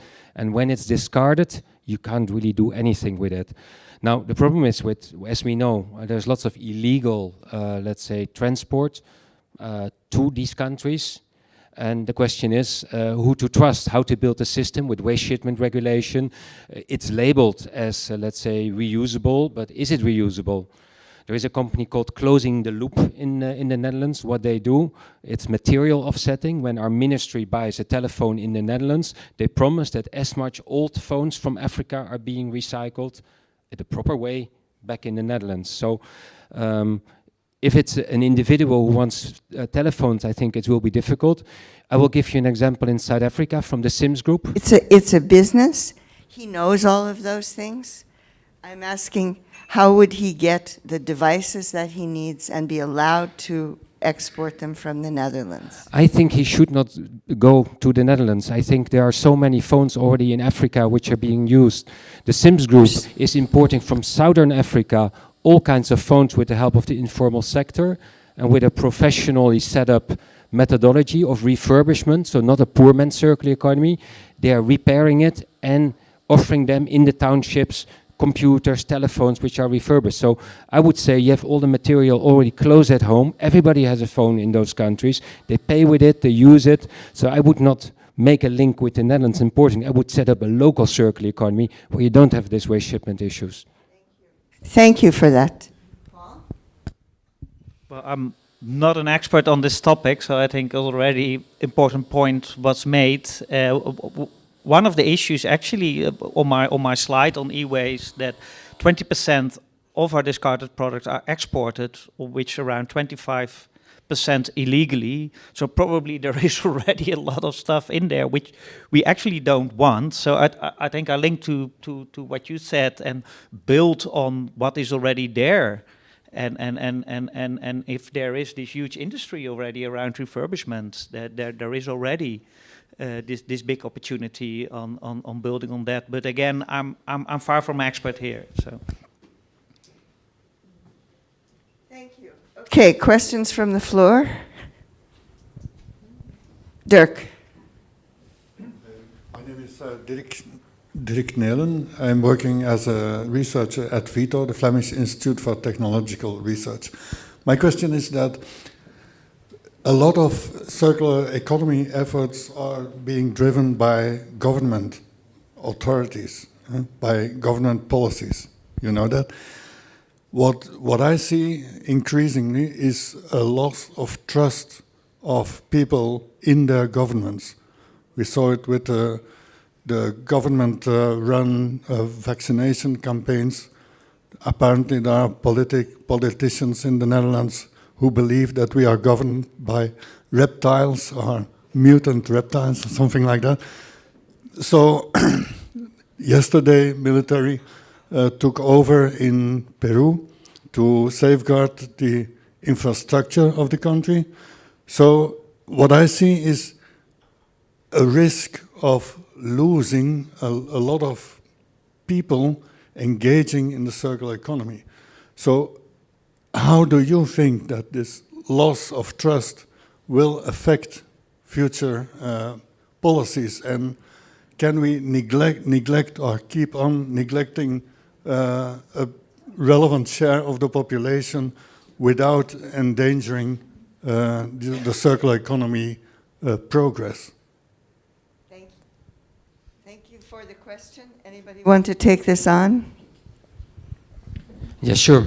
As Holland Circular Hotspot, we are in lots of countries with different socio-economical reality, from Taiwan to Hungary to, let's say, Nigeria.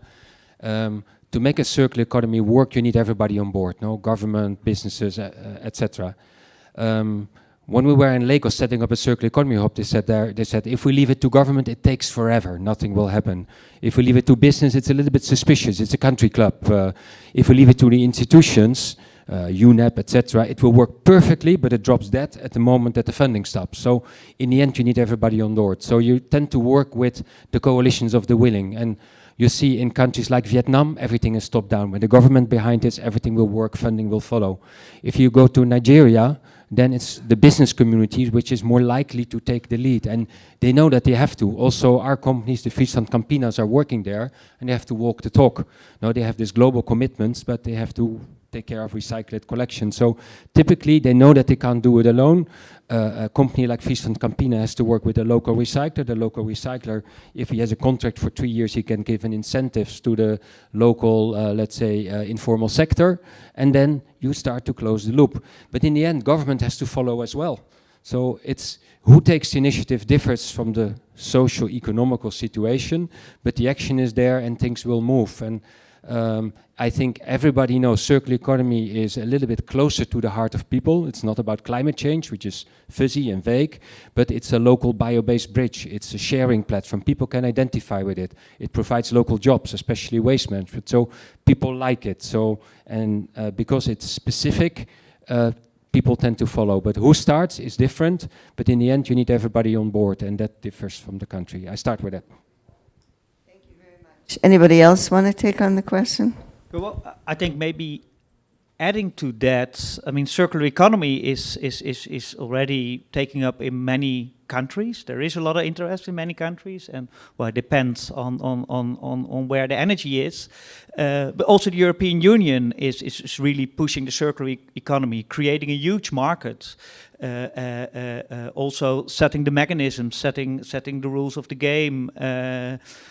So I think that already creates, with all these international value chains, already a huge spillover. And I'm not really afraid of people believing in lizards ruling the world that are spoiling this circular economy. Of course, a lot still needs to be done, and new challenges are emerging. But also these new challenges might be in advantage of the circular economy. Like, for example, the resource challenges we are facing now more than ever. So I'm less afraid that it's sort of falls apart. I think the need is more. The urgency and the interest and the need is stronger than it ever was. Yeah, I would also like to respond to this. I solely work with business, and from what I see is a lot of willingness and initiative that they want to take, because the circular economy first is very actionable and there are lots of regulatory developments that are coming up especially, and we feel that now that businesses want to prepare for that. But also now it's still in the space of, okay, we aim to do this good, well, it's not really regulated still. And I think there can be some kind of objectivity to the circular economy. What we now see, for instance, what I find super interesting is a digital product passport. So now every product that comes into the EU has a kind of label on there what says, okay, this is in a product, this is how it's been processed.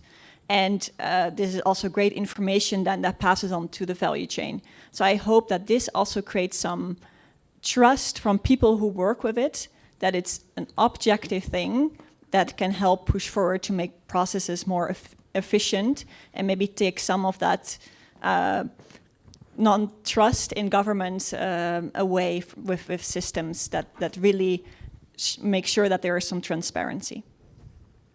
Thanks. We have 5 minutes left. Yes. May I? Ana Laura? Okay, thank you. My name is Ana Loureiro. I'm from Portugal, EGF, but also from the ISO board. Following your idea of the passport and what you have just said, I was thinking, I would like to ask if you, any one of you, knows an example of a specific product or object that you can tell the story, because waste flies and goes with water everywhere, so our footprint goes very far away.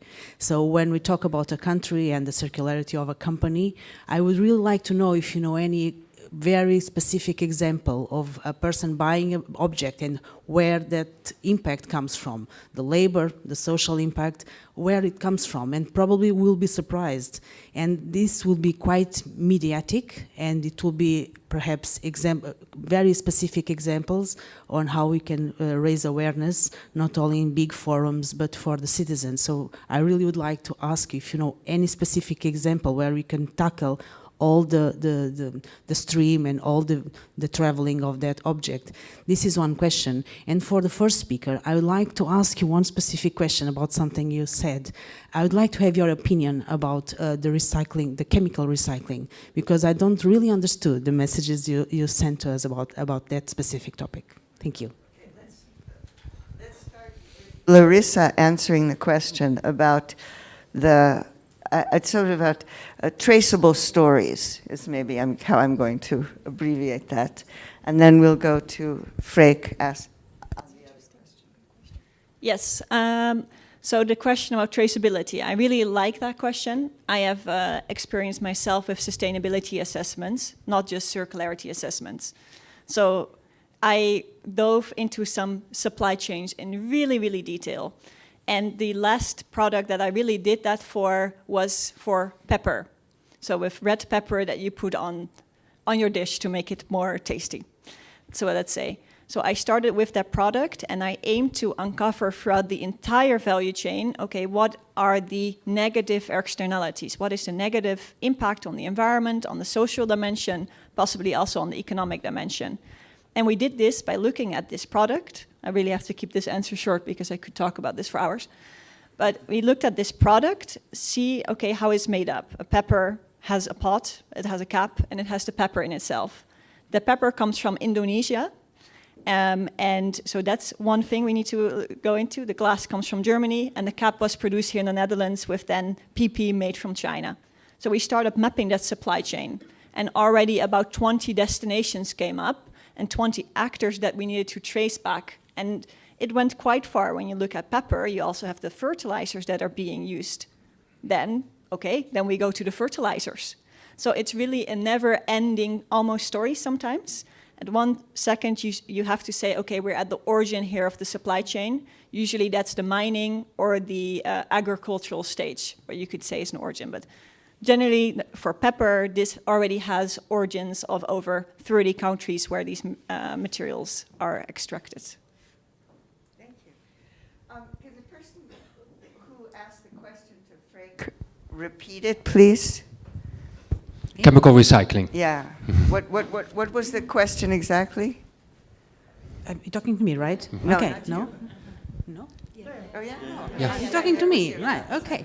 So I was asking for if you know any specific object and the story about it, of traceability and life cycle analysis, if you want to, but to understand better what are the origins of the waste produced after consumption, and to make that idea. On chemical, sorry. Because on the presentation, you talked about chemical recycling. Can I make it a little bit more specific? I would like you to be Sure. more specific, because you talk about some fears and some messages that we need to be taken care of. Okay, no, with pleasure. Okay, this is the last question, and since our time is up, please. So when we make plastics, we use oil and gas. We make monomers, polymers, we make plastics, and then we make products, no? And typically what we do nowadays in waste management is mechanical recycling. So we go back from the plastic to the plastic, and there's no material property change. But there are limits to it. Even if you recycle it, maybe the material properties start to degrade after 5 times in the circle. Now, chemical recycling is actually methodology, recycling methodology. They say chemical or, let's say, innovative recycling or advanced recycling, there are different names for it, which use different processing in which the chemical composition is actually changing. So you break down the plastics again in either the polymers or the monomers, and then you build up the molecule again. So that I know means what it it's is. pure. I just wanted to know your opinion about it, because So- I didn't really understood it right. Rules of thumb, if you can recycle something mechanically, please do so, because life cycle analysis is better. It's cheaper and it's less energy intensive, so it's better. But chemical recycling is much better than incineration, so it fills the gap between mechanical recycling and incineration. So chemical recycling is better than, let's say, mechanical recycling. If you look at the society as a whole, we want to be completely circular in 2050. We want to have a zero footprint. The chemical industry of the future will have renewable energy as input. They will use hydrogen, but their feedstock will have to be renewable as well if we want to avoid oil and gas. That means chemical recycling will be, let's say, basically the methodology as a feedstock for the chemical industry. If you look at the amount of volume in the market of the chemical industry, the whole waste management of the Netherlands can go in the Dutch chemical industry. So it can be a threat as well that we just say, we can keep on making rubbish plastic, single-use plastic, just throw it in a chemical recycling plant, and then we have solved the problem. That's not a circular change. It's just, let's say, taking care of your sins without redesigning. That's the risk. Is that clear? A big applause and thank you very much to the speakers and thank you to Anne for moderating. We are now going to have a break, so all you listening digital and all you in the room, we are starting again 20 minutes to 12. 20 minutes to 12. Thank you.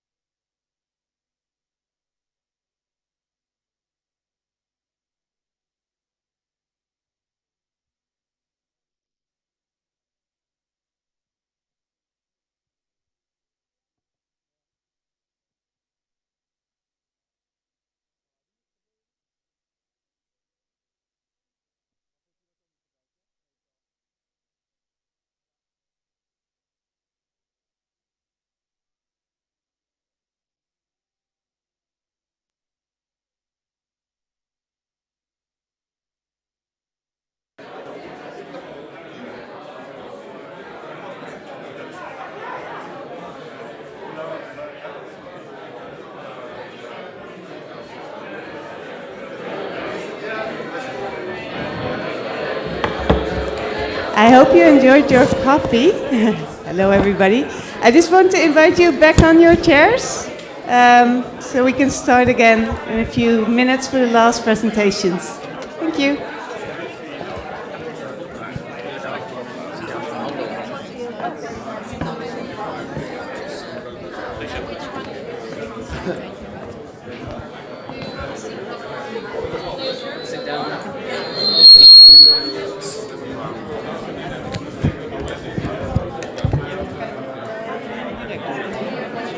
Can everybody take their seats, please?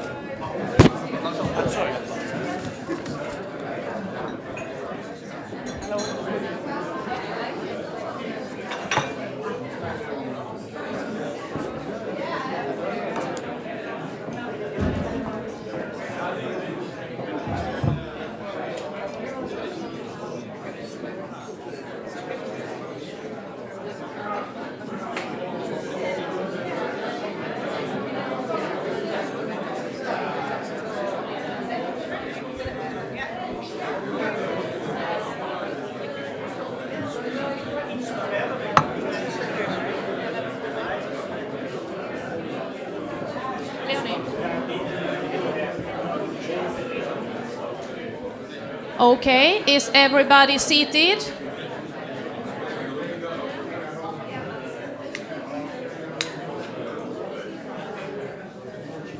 Is everybody seated?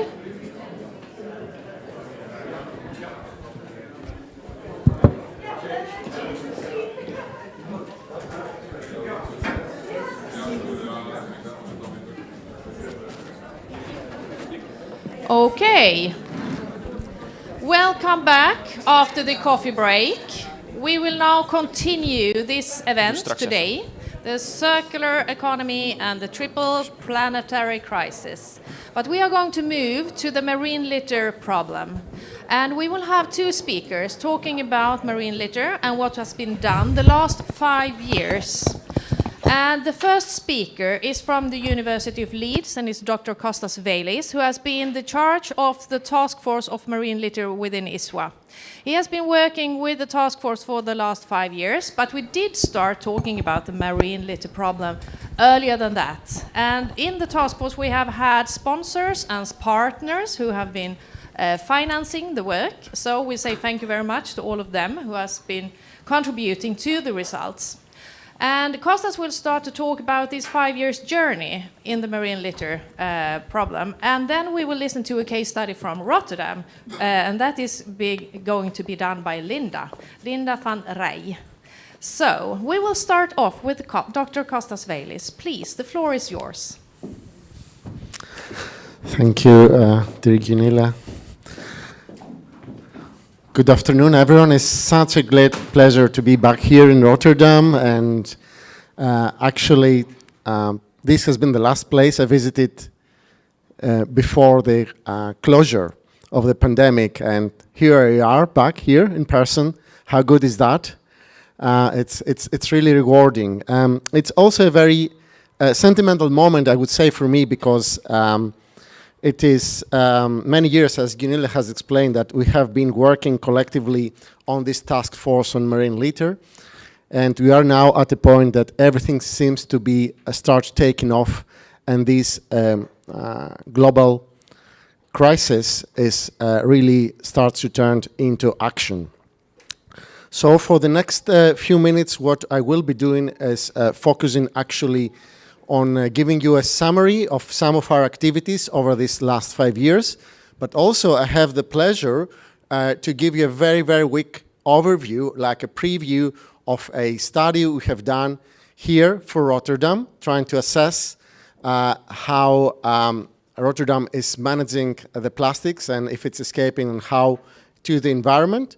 We're going to have a full launch of it later sometime in early 2023, but I think this is important as we have the right people here in the room to share also some information, and of course Linda will follow up after my input. So we're working at the University of Leeds across circularity, waste management, resource recovery, and plastics pollution. We're working at systems level, and as academics, we're a bit obsessed with data, information, evidence. Evidence we can believe in and we can defend. So we were extremely pleased when ISVA 5 years ago gave us the mandate to a group of people to work on the topic of marine litter, as it was the prevalent terminology at the time. And now we're talking about plastics pollution, so we had to shift a bit of the terminology and the focus. But I think as a task force, we were already working on plastics pollution at that time, although we called it in a different name. The mandate had 3 different aspects or spheres. It was about a technical progress, about communication, dissemination, about collaboration and application. And we wanted really to demonstrate the links between sound waste management and the prevention of plastic pollution. That was the core objective that we were trying to put together a body of work and activities and outputs. We had an excellent team, and I cannot really put enough time to thank all the people who have worked on this task force endlessly, and some people are here with us, some are not. You might recognize some names here, not least Gunilla, who led the communications effort. And I cannot really thank enough the General Secretariat that has persevered through all sorts of different changes and challenges, from a change of the headquarters to a pandemic, to keep supporting us in making things happen. There's all sorts of things that we try to do differently in this task force in comparison to what was the established practice so far in ISVA. It's a bit of reflection. It's more than 4, but I picked 4 core elements there. And these was that from the very beginning on this task force, we thought, look, we have to have a strong communications element to that is really factored in, structured, funded. And we did actually developed a dedicated graphic identity. And it was the first time that this was done. We also have been extremely successful, and thank you also to NVRD and to the City of Rotterdam Circularity that have also funded, and we're here presenting results, and all the other sponsors. But this has been the single most successful attempt of ISVA for external fundraising. And this has been possible because of the cause and because of the relevant efforts. We had a lot of meetings, a lot of online meetings, because we had really to collaborate, and this made us very resilient when the pandemic has arrived. We have been doing it, just the systems improved, and that was really great, actually. And the other change and difference was that we were, rather than just producing another report, we were much more focused on product and outcomes. We did produce reports, though. So this is how we started, producing actually a video that was a bit sentimental, but also trying to make the link about the future and how we're handling the materials. And there was a lot of outputs, actually, that relate to the communications. I cannot really summarize them, but there's endless outputs, from graphics to reports to videos, you name it there. And thank you, Gunilla, for your leadership in that respect. And of course, as I said, we had excellent support from different levels of funding, and also it was more than funding, it was actual support in providing data, in providing input, in providing reflection in our efforts. So thank you very much to our sponsors and supporters.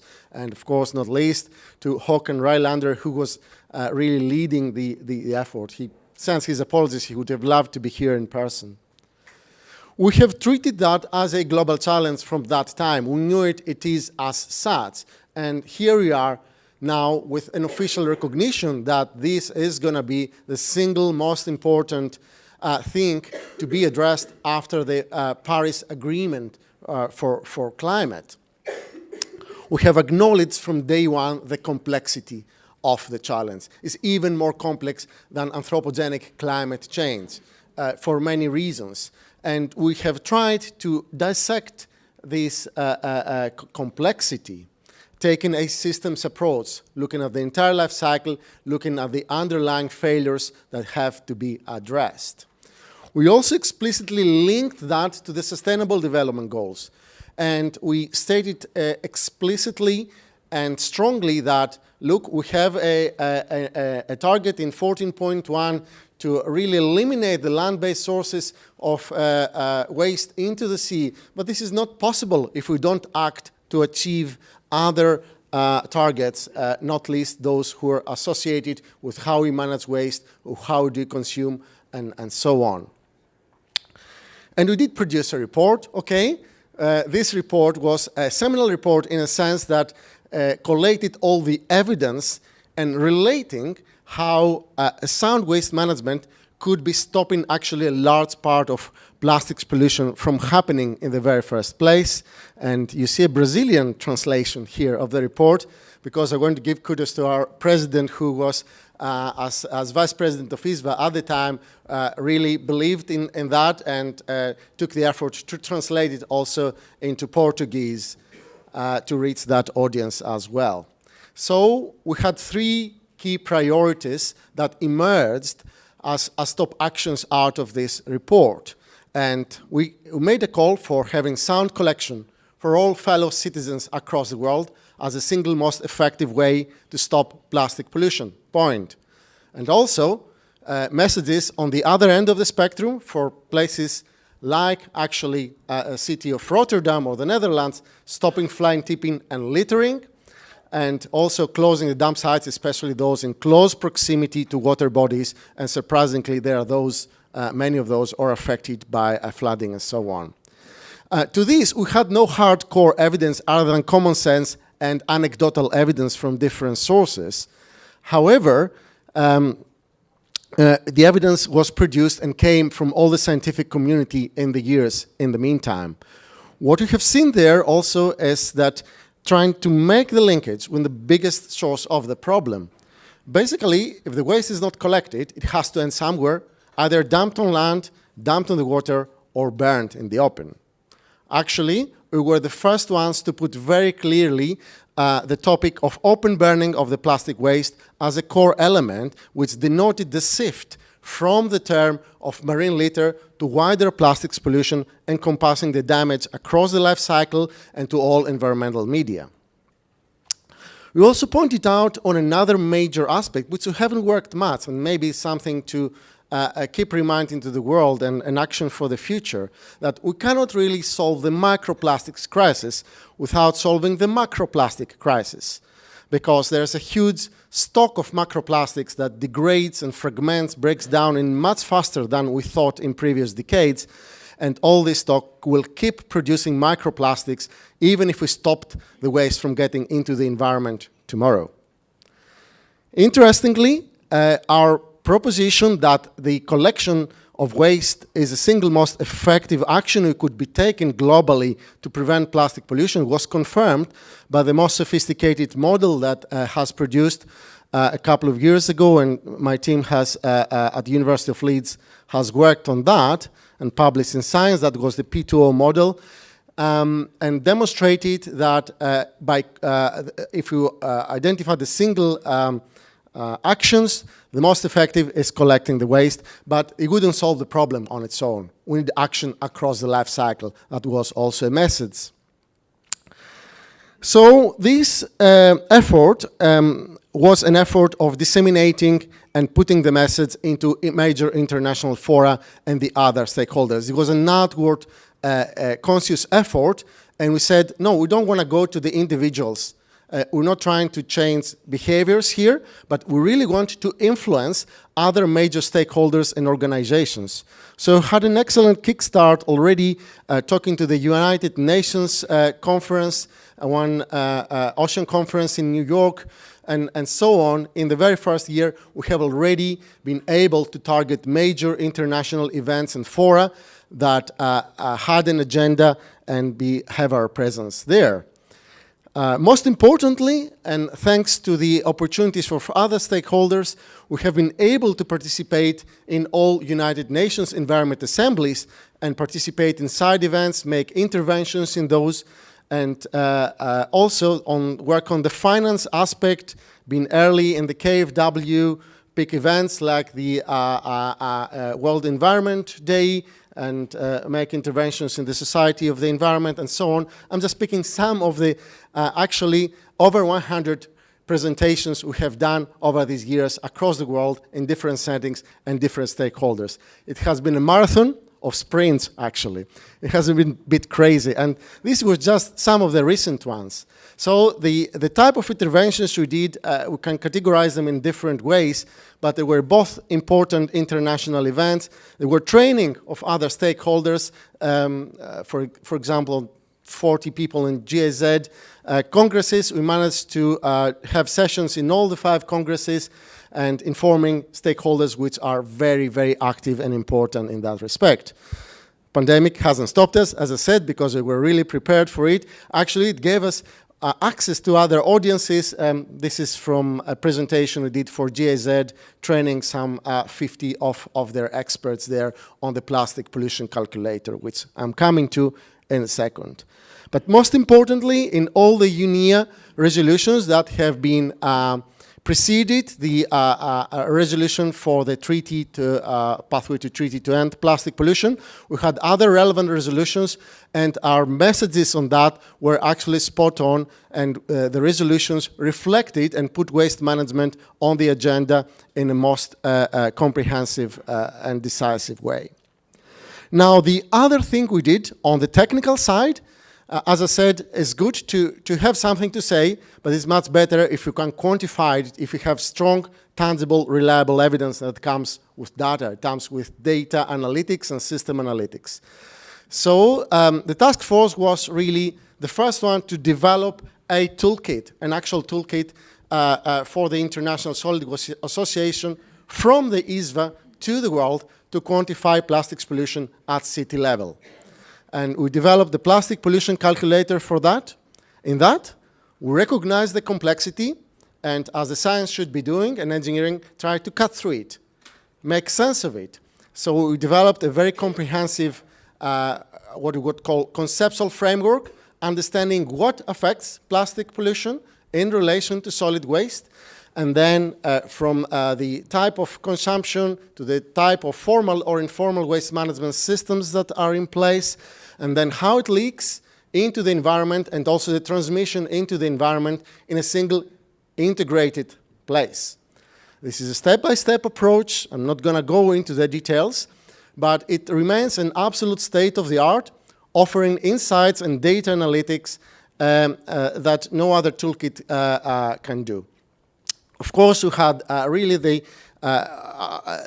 rationale there was also to include specific items that no one has attempted. Why? Because it's important to understand how these different items are their fate, are they recycled, and so on. They would have different roles in the system.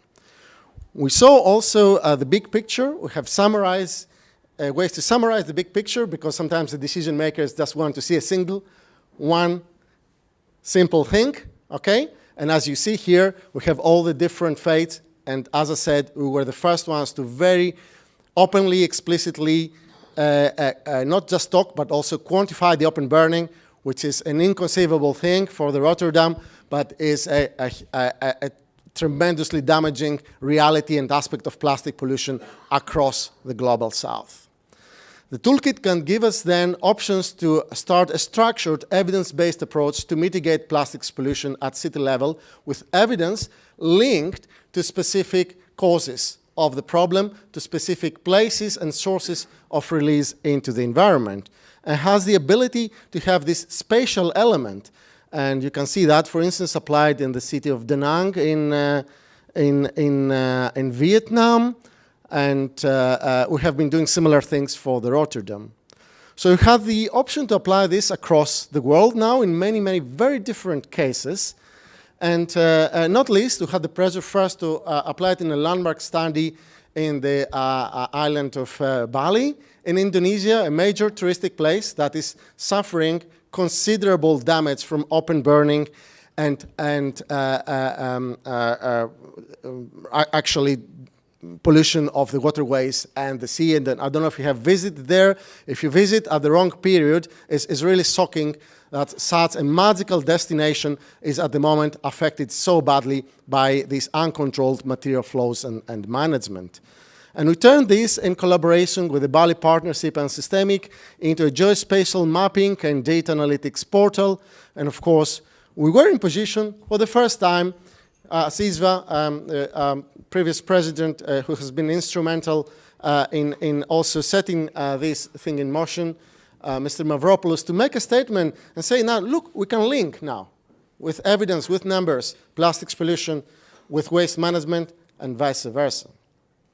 And then, what a pleasure we had, because we have been applying this in most horrible places where plastic pollution is so prevalent. And we wanted really a case study that could demonstrate a much more advanced circular economy, appropriately resourced and run waste and resources management system could do in preventing plastics pollution. And here is the really a sponsorship of NVRD and the city of Rotterdam enabled us to actually have the case study of Rotterdam. So in that, we looked at the different sub-parts of the city, because the toolkit is really trying to understand at a much more granular information what is happening, looking at the socioeconomics and the type of activities, for instance, residential or commercial activity, institutional activity, and so on. And, okay, you're familiar with Rotterdam. I'm not going to tell you how the waste management is done here, but it's all fantastic, but there are some tiny problems here and there, as in every part of the world, actually. And it was really a great effort to try and put everything together in a material flow analysis and understand what happens. Possibly you know that already, but maybe it's of a good use to see the big picture. But then we start looking on where the waste is coming from, what are the different sectors are producing. We start looking also the different districts, if you like. And for instance, you can see how you pronounce this correctly, Centrum. Okay, that's where we are right now, here. You see what is not obeying the trend is here, because there's a lot of commercial activity here, less residential. So we have a different mixture of the waste generation and the per capita generation. Again, I'm not going to go into all the details. I'm saving that when we're going to launch properly the report. But you can see a lot of plastic film here, which poses challenges on recyclability still in the city of Rotterdam, inevitably.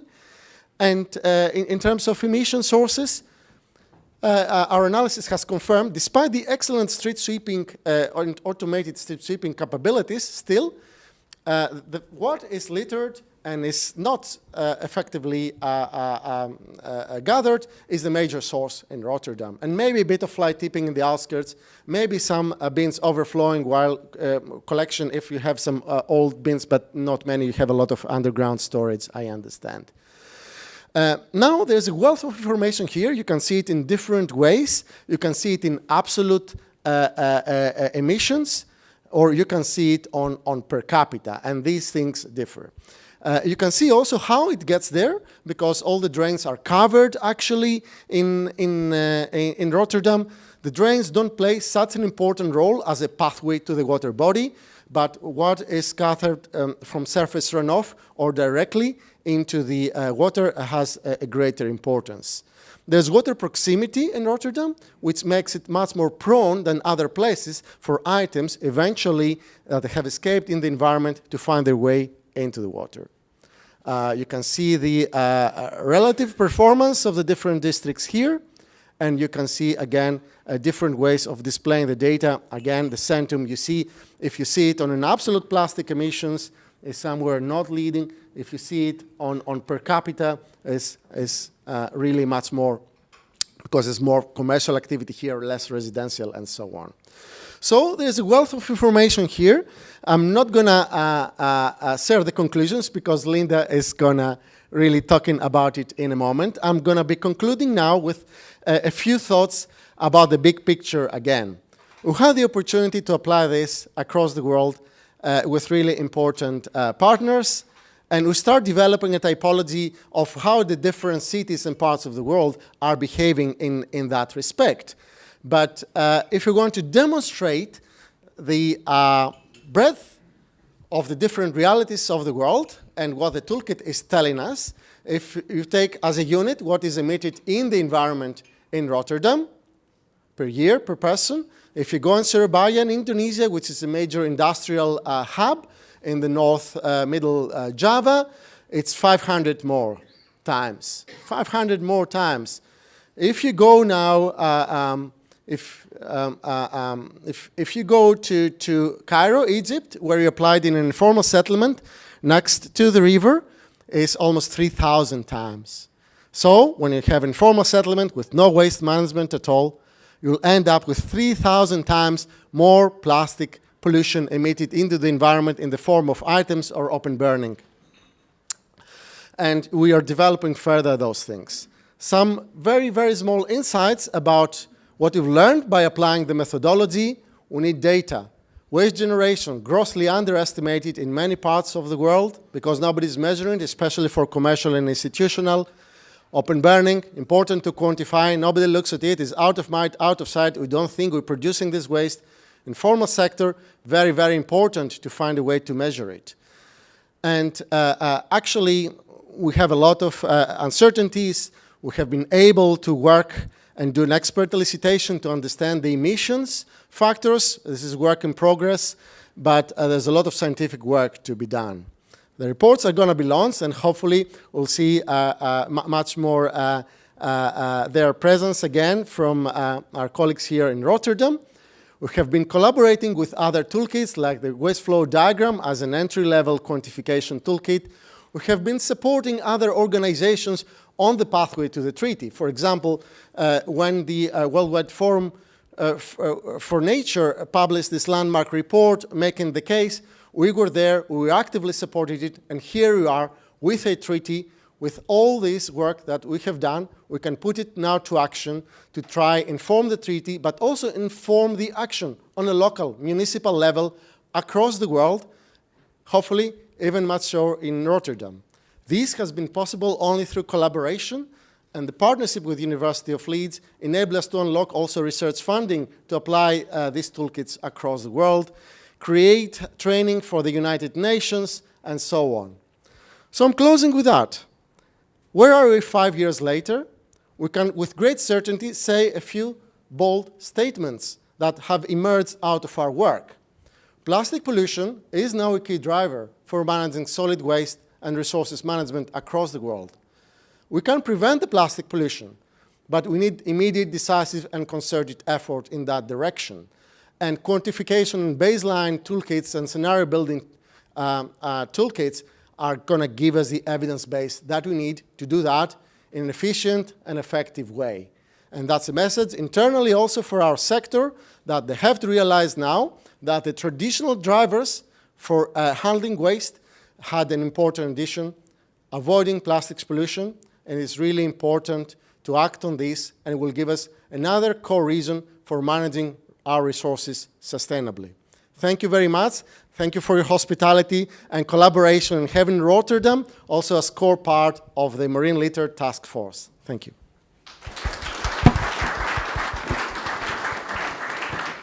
Thank you, Kostas. That is impressive work, actually, that has been carried out the last 5 years. We will maintain the questions from the audience until after the next speaker. So I will introduce Linda directly so we can hear how the work has been going on in Rotterdam.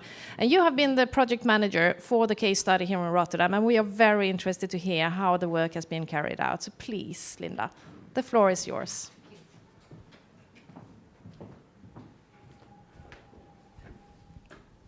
Right, thank you very much. We heard a lot of good presentation this morning. I'm a bit more practical girl, so I hope that's all right with you. Yeah, start the presentation for me, please. Click.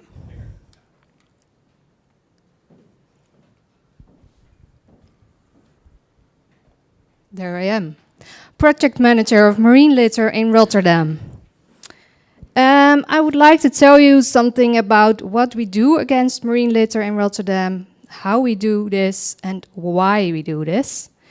And Freek already told he had the best job in the world, but I think I have it. Because I can not only talk about it, but I can actually do something about it. So that's what I'm going to show you.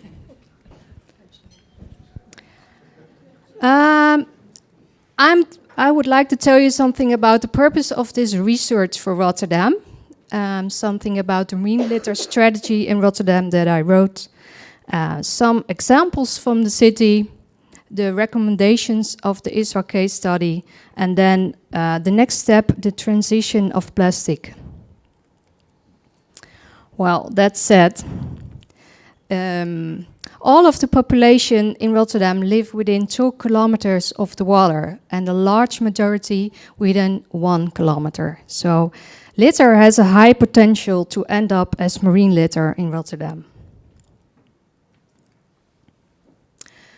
This is a picture of the Rotte. It's a big, it's a river in the Rotte, not very big, but it's very polluted, and it's also in the center of Rotterdam. Here the ducks are making the nests, very circular ducks, because they're reusing the plastics. This is the Rijnhaven. It's a harbor in Rotterdam, and here there's a lot of litter also from construction sites. So the macroplastics are ending up here, but also microplastics. The styrofoam, we see that a lot in Rotterdam, because Rotterdam is always in construction.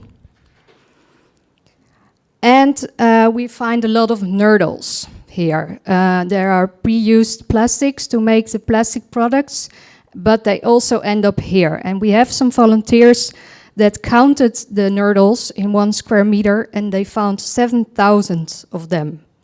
So, well, it's a big problem here. It's really a hot spot. This is more a close-up picture of those nurdles and the polystyrene, sorry. The polystyrene we find a lot in Rotterdam.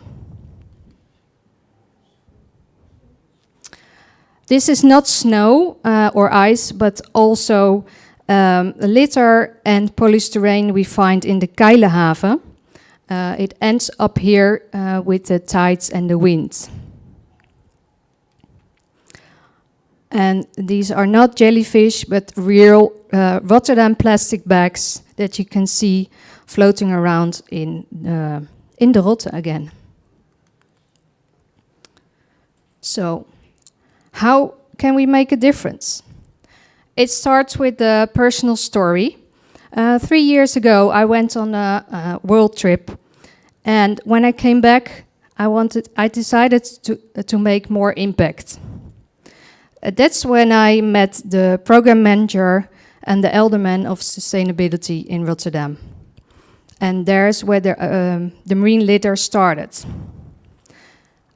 I started writing the strategy on behalf of the alderman, and also the strategy is approved by the municipal council in Rotterdam. And soon I discovered that, well, if I want to make impact, we have to do this together. This is the design of the marine litter strategy. I will explain more in the next sheet together with some examples, but it's good to show you the design of the strategy, so keep this in mind. And because the litter problem in Rotterdam is a very big problem, I needed a step-by-step approach to prioritize and to start with, well, the first step, taking control, and what actually is the problem in Rotterdam.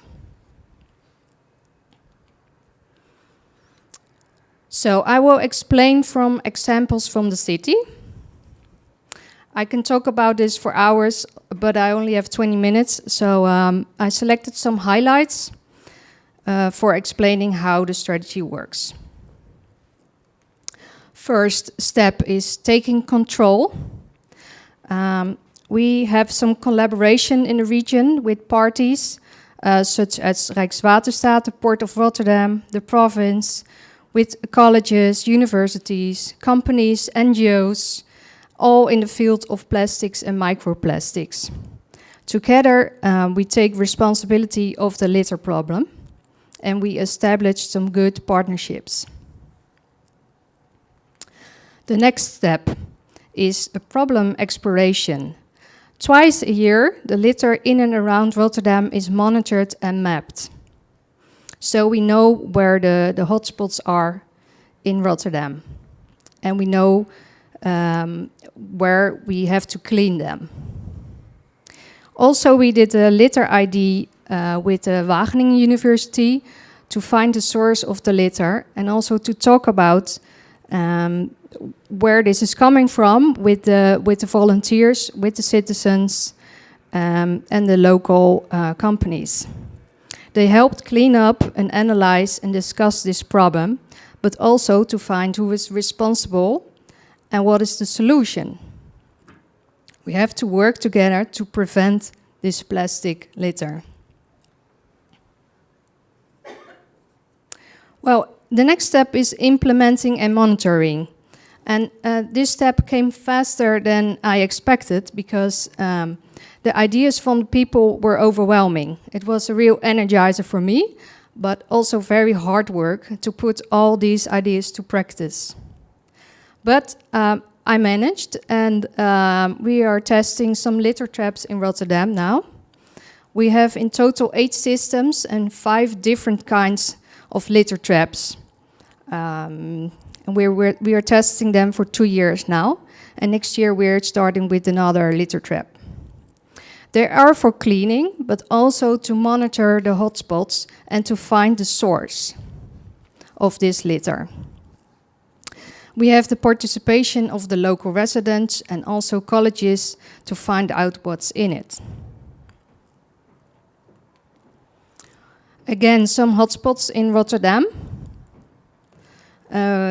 They are the cleaning from the NGOs, the colleges and the residents, and also enforcement helps us find the source and prevent the litter.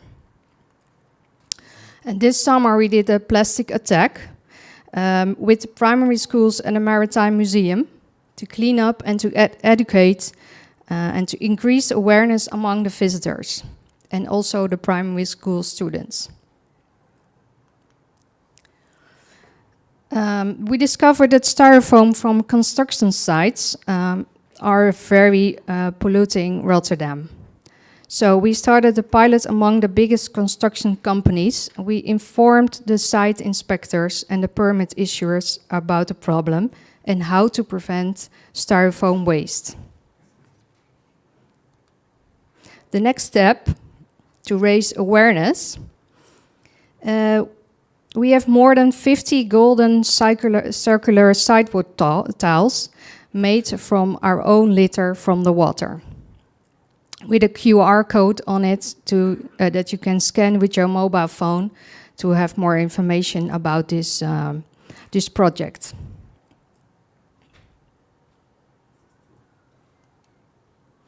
Well, then more activities and ideas from the residents in Rotterdam.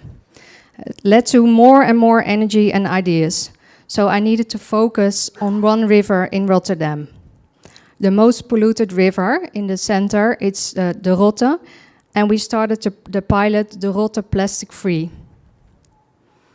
There was a lot of energy among the residents and the companies. And we also started with the terraces near the water to get them single-use plastic free. And also the residents wanted to have artistic waste bins in the streets to keep the streets cleaner, but also to stimulate participation. And with an NGO, we provided free kayaks to use, not only to clean for residents, but also to raise awareness. And now we're testing some new ways of monitoring the litter and the microplastics in the Rotte.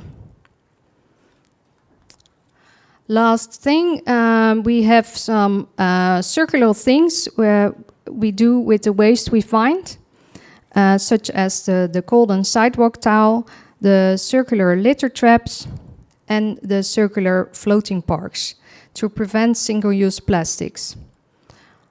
Well, the circular thing is also, we want to avoid the single-use plastics and to ask ourselves what sustainable material we can use instead.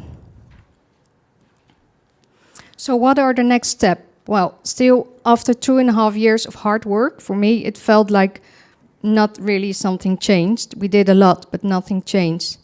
So different approach is needed. The plastic, we still find plastic in the streets and in the nature. So what are the next steps?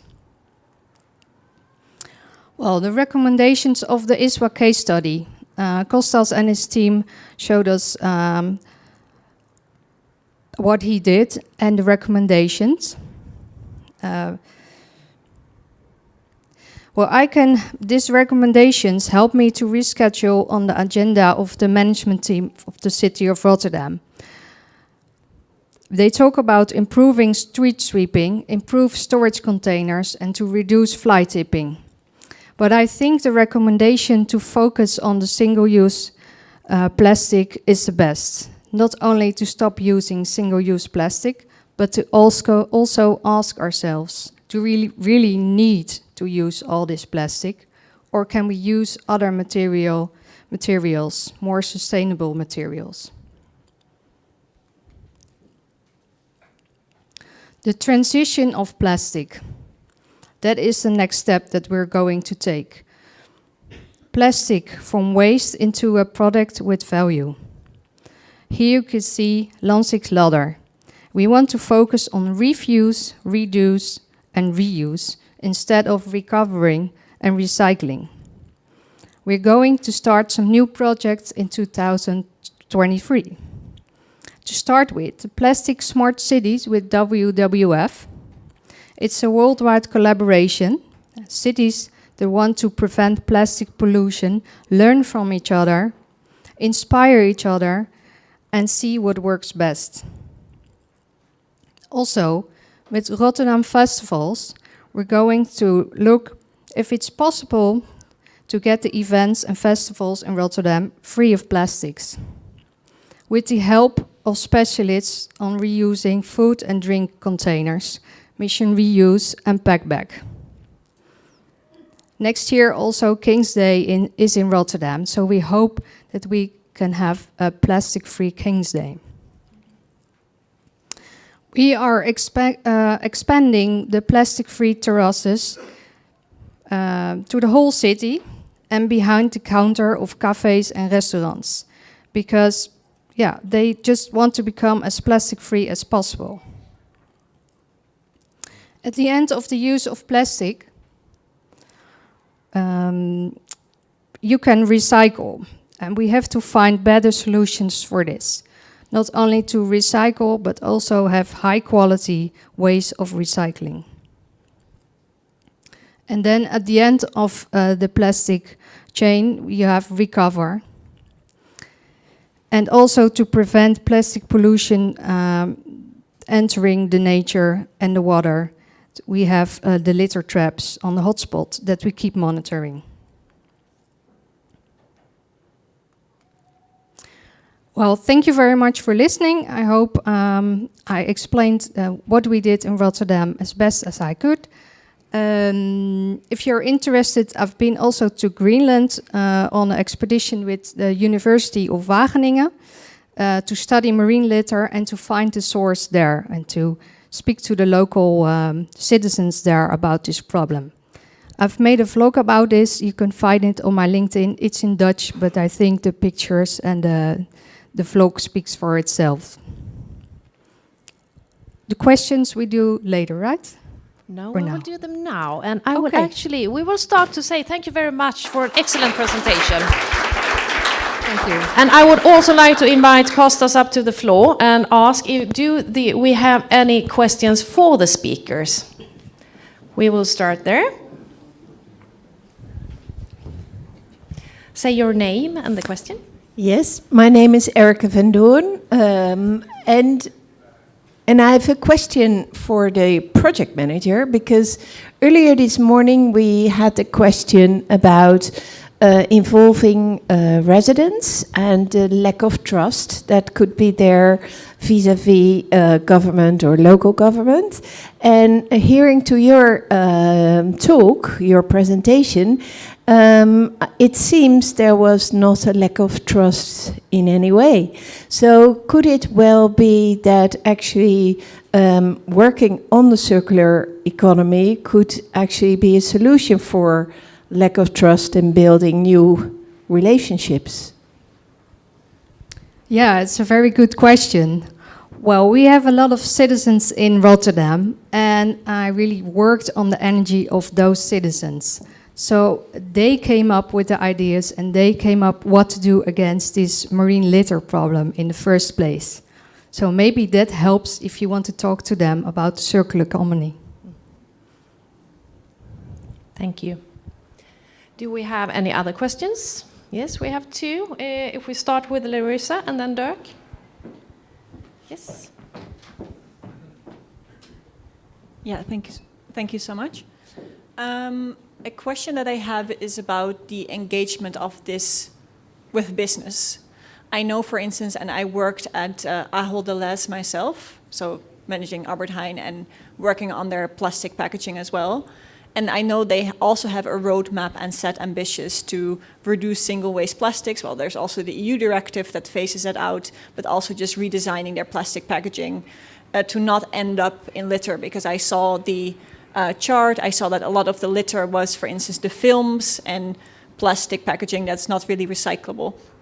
So a question to both of you is how do you have that dialogue with the private sector as well, and can you maybe link up these ambitions between the municipality and the private sector as well? Who will start? Okay. Yeah, we didn't have a direct dialogue with individual companies in that respect in applying this toolkit in Rotterdam. That's not the purpose of it. However, as you said, it does have some 15 different categories of plastics there, and we take into account their potential to be recycled, but also their potential to be moved into the environment by the forces. So a bit of anecdotal story here. When we started this, it has been a bit of a resistance by some of the plastic producers, and said, oh, why are you gonna actually start naming products, types of products and things like that? This can really be very bad for us. But we insisted, and we make a toolkit that actually cannot name any individual and every single type of polymer or type of product and so on. That's practically impossible, but it can give us actual insights like those you have referred to. So then we can go back with this evidence to companies which put products into the market and discuss the necessity and discuss the responsibility that comes with it. So it's a stepping stone, producing the evidence around it. Yeah, yeah. Well, we did also a litter ID session in De Rotte, and we invited some stakeholders around their companies, but also the supermarkets around De Rotte. And we talked about the litter that we found there, also the plastic bags of Albert Heijn or the Jumbo, whatever. And they really want to think about what to do against it. So they're really willing to, well, end this problem also. We also, well, you saw a picture of the Albert Heijn selling the groceries and the bulk without any plastics on it. So that's a first start, and we really want to expand this to, well, the whole city of Rotterdam. Thank you. Thank you. The last question from Dirk.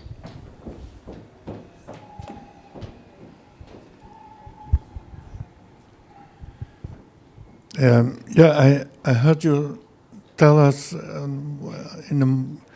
I don't remember where in your presentation you did, but you said we were working 2 years and then we saw that the results were not there.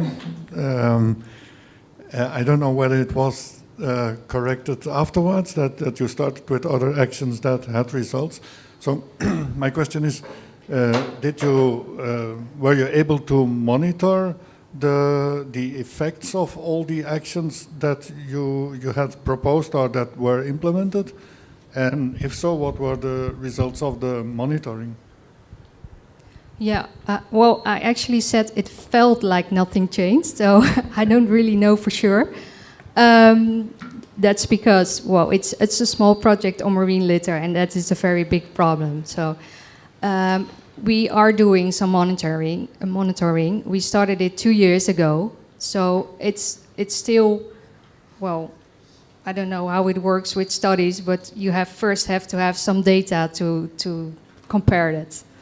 So, well, in the Rotte, we do a monthly monitoring, and we see some changes because there's a lot of cleaning by volunteers, and well, we talk about this litter to companies, and they really are seeing what is the problem and doing something about it. So yes, we can see the change, but it's really, really small for now.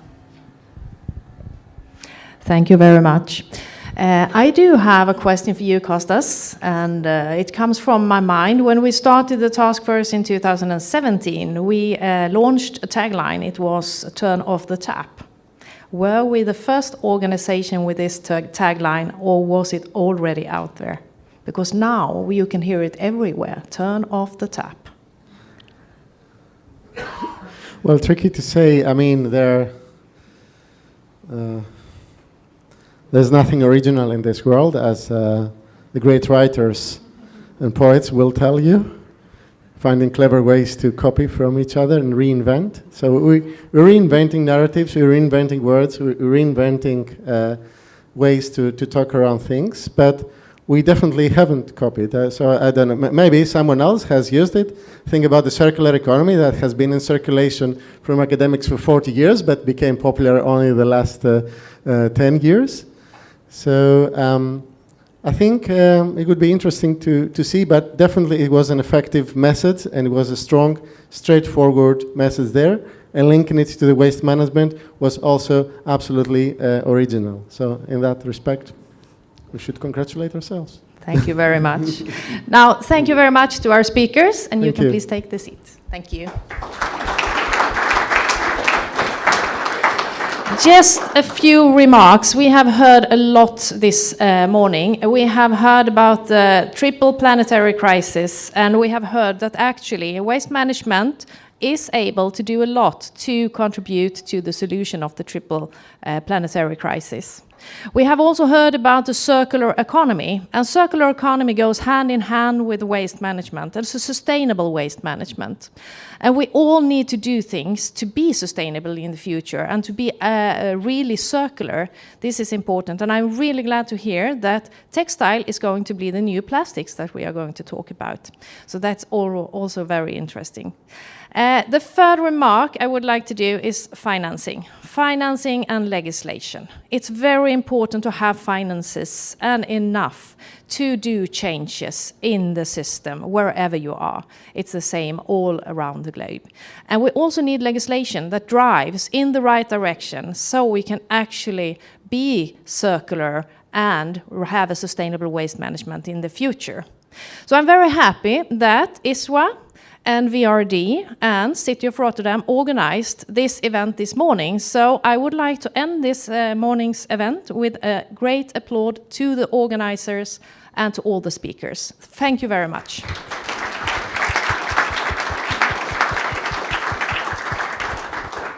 And now I believe it's lunch.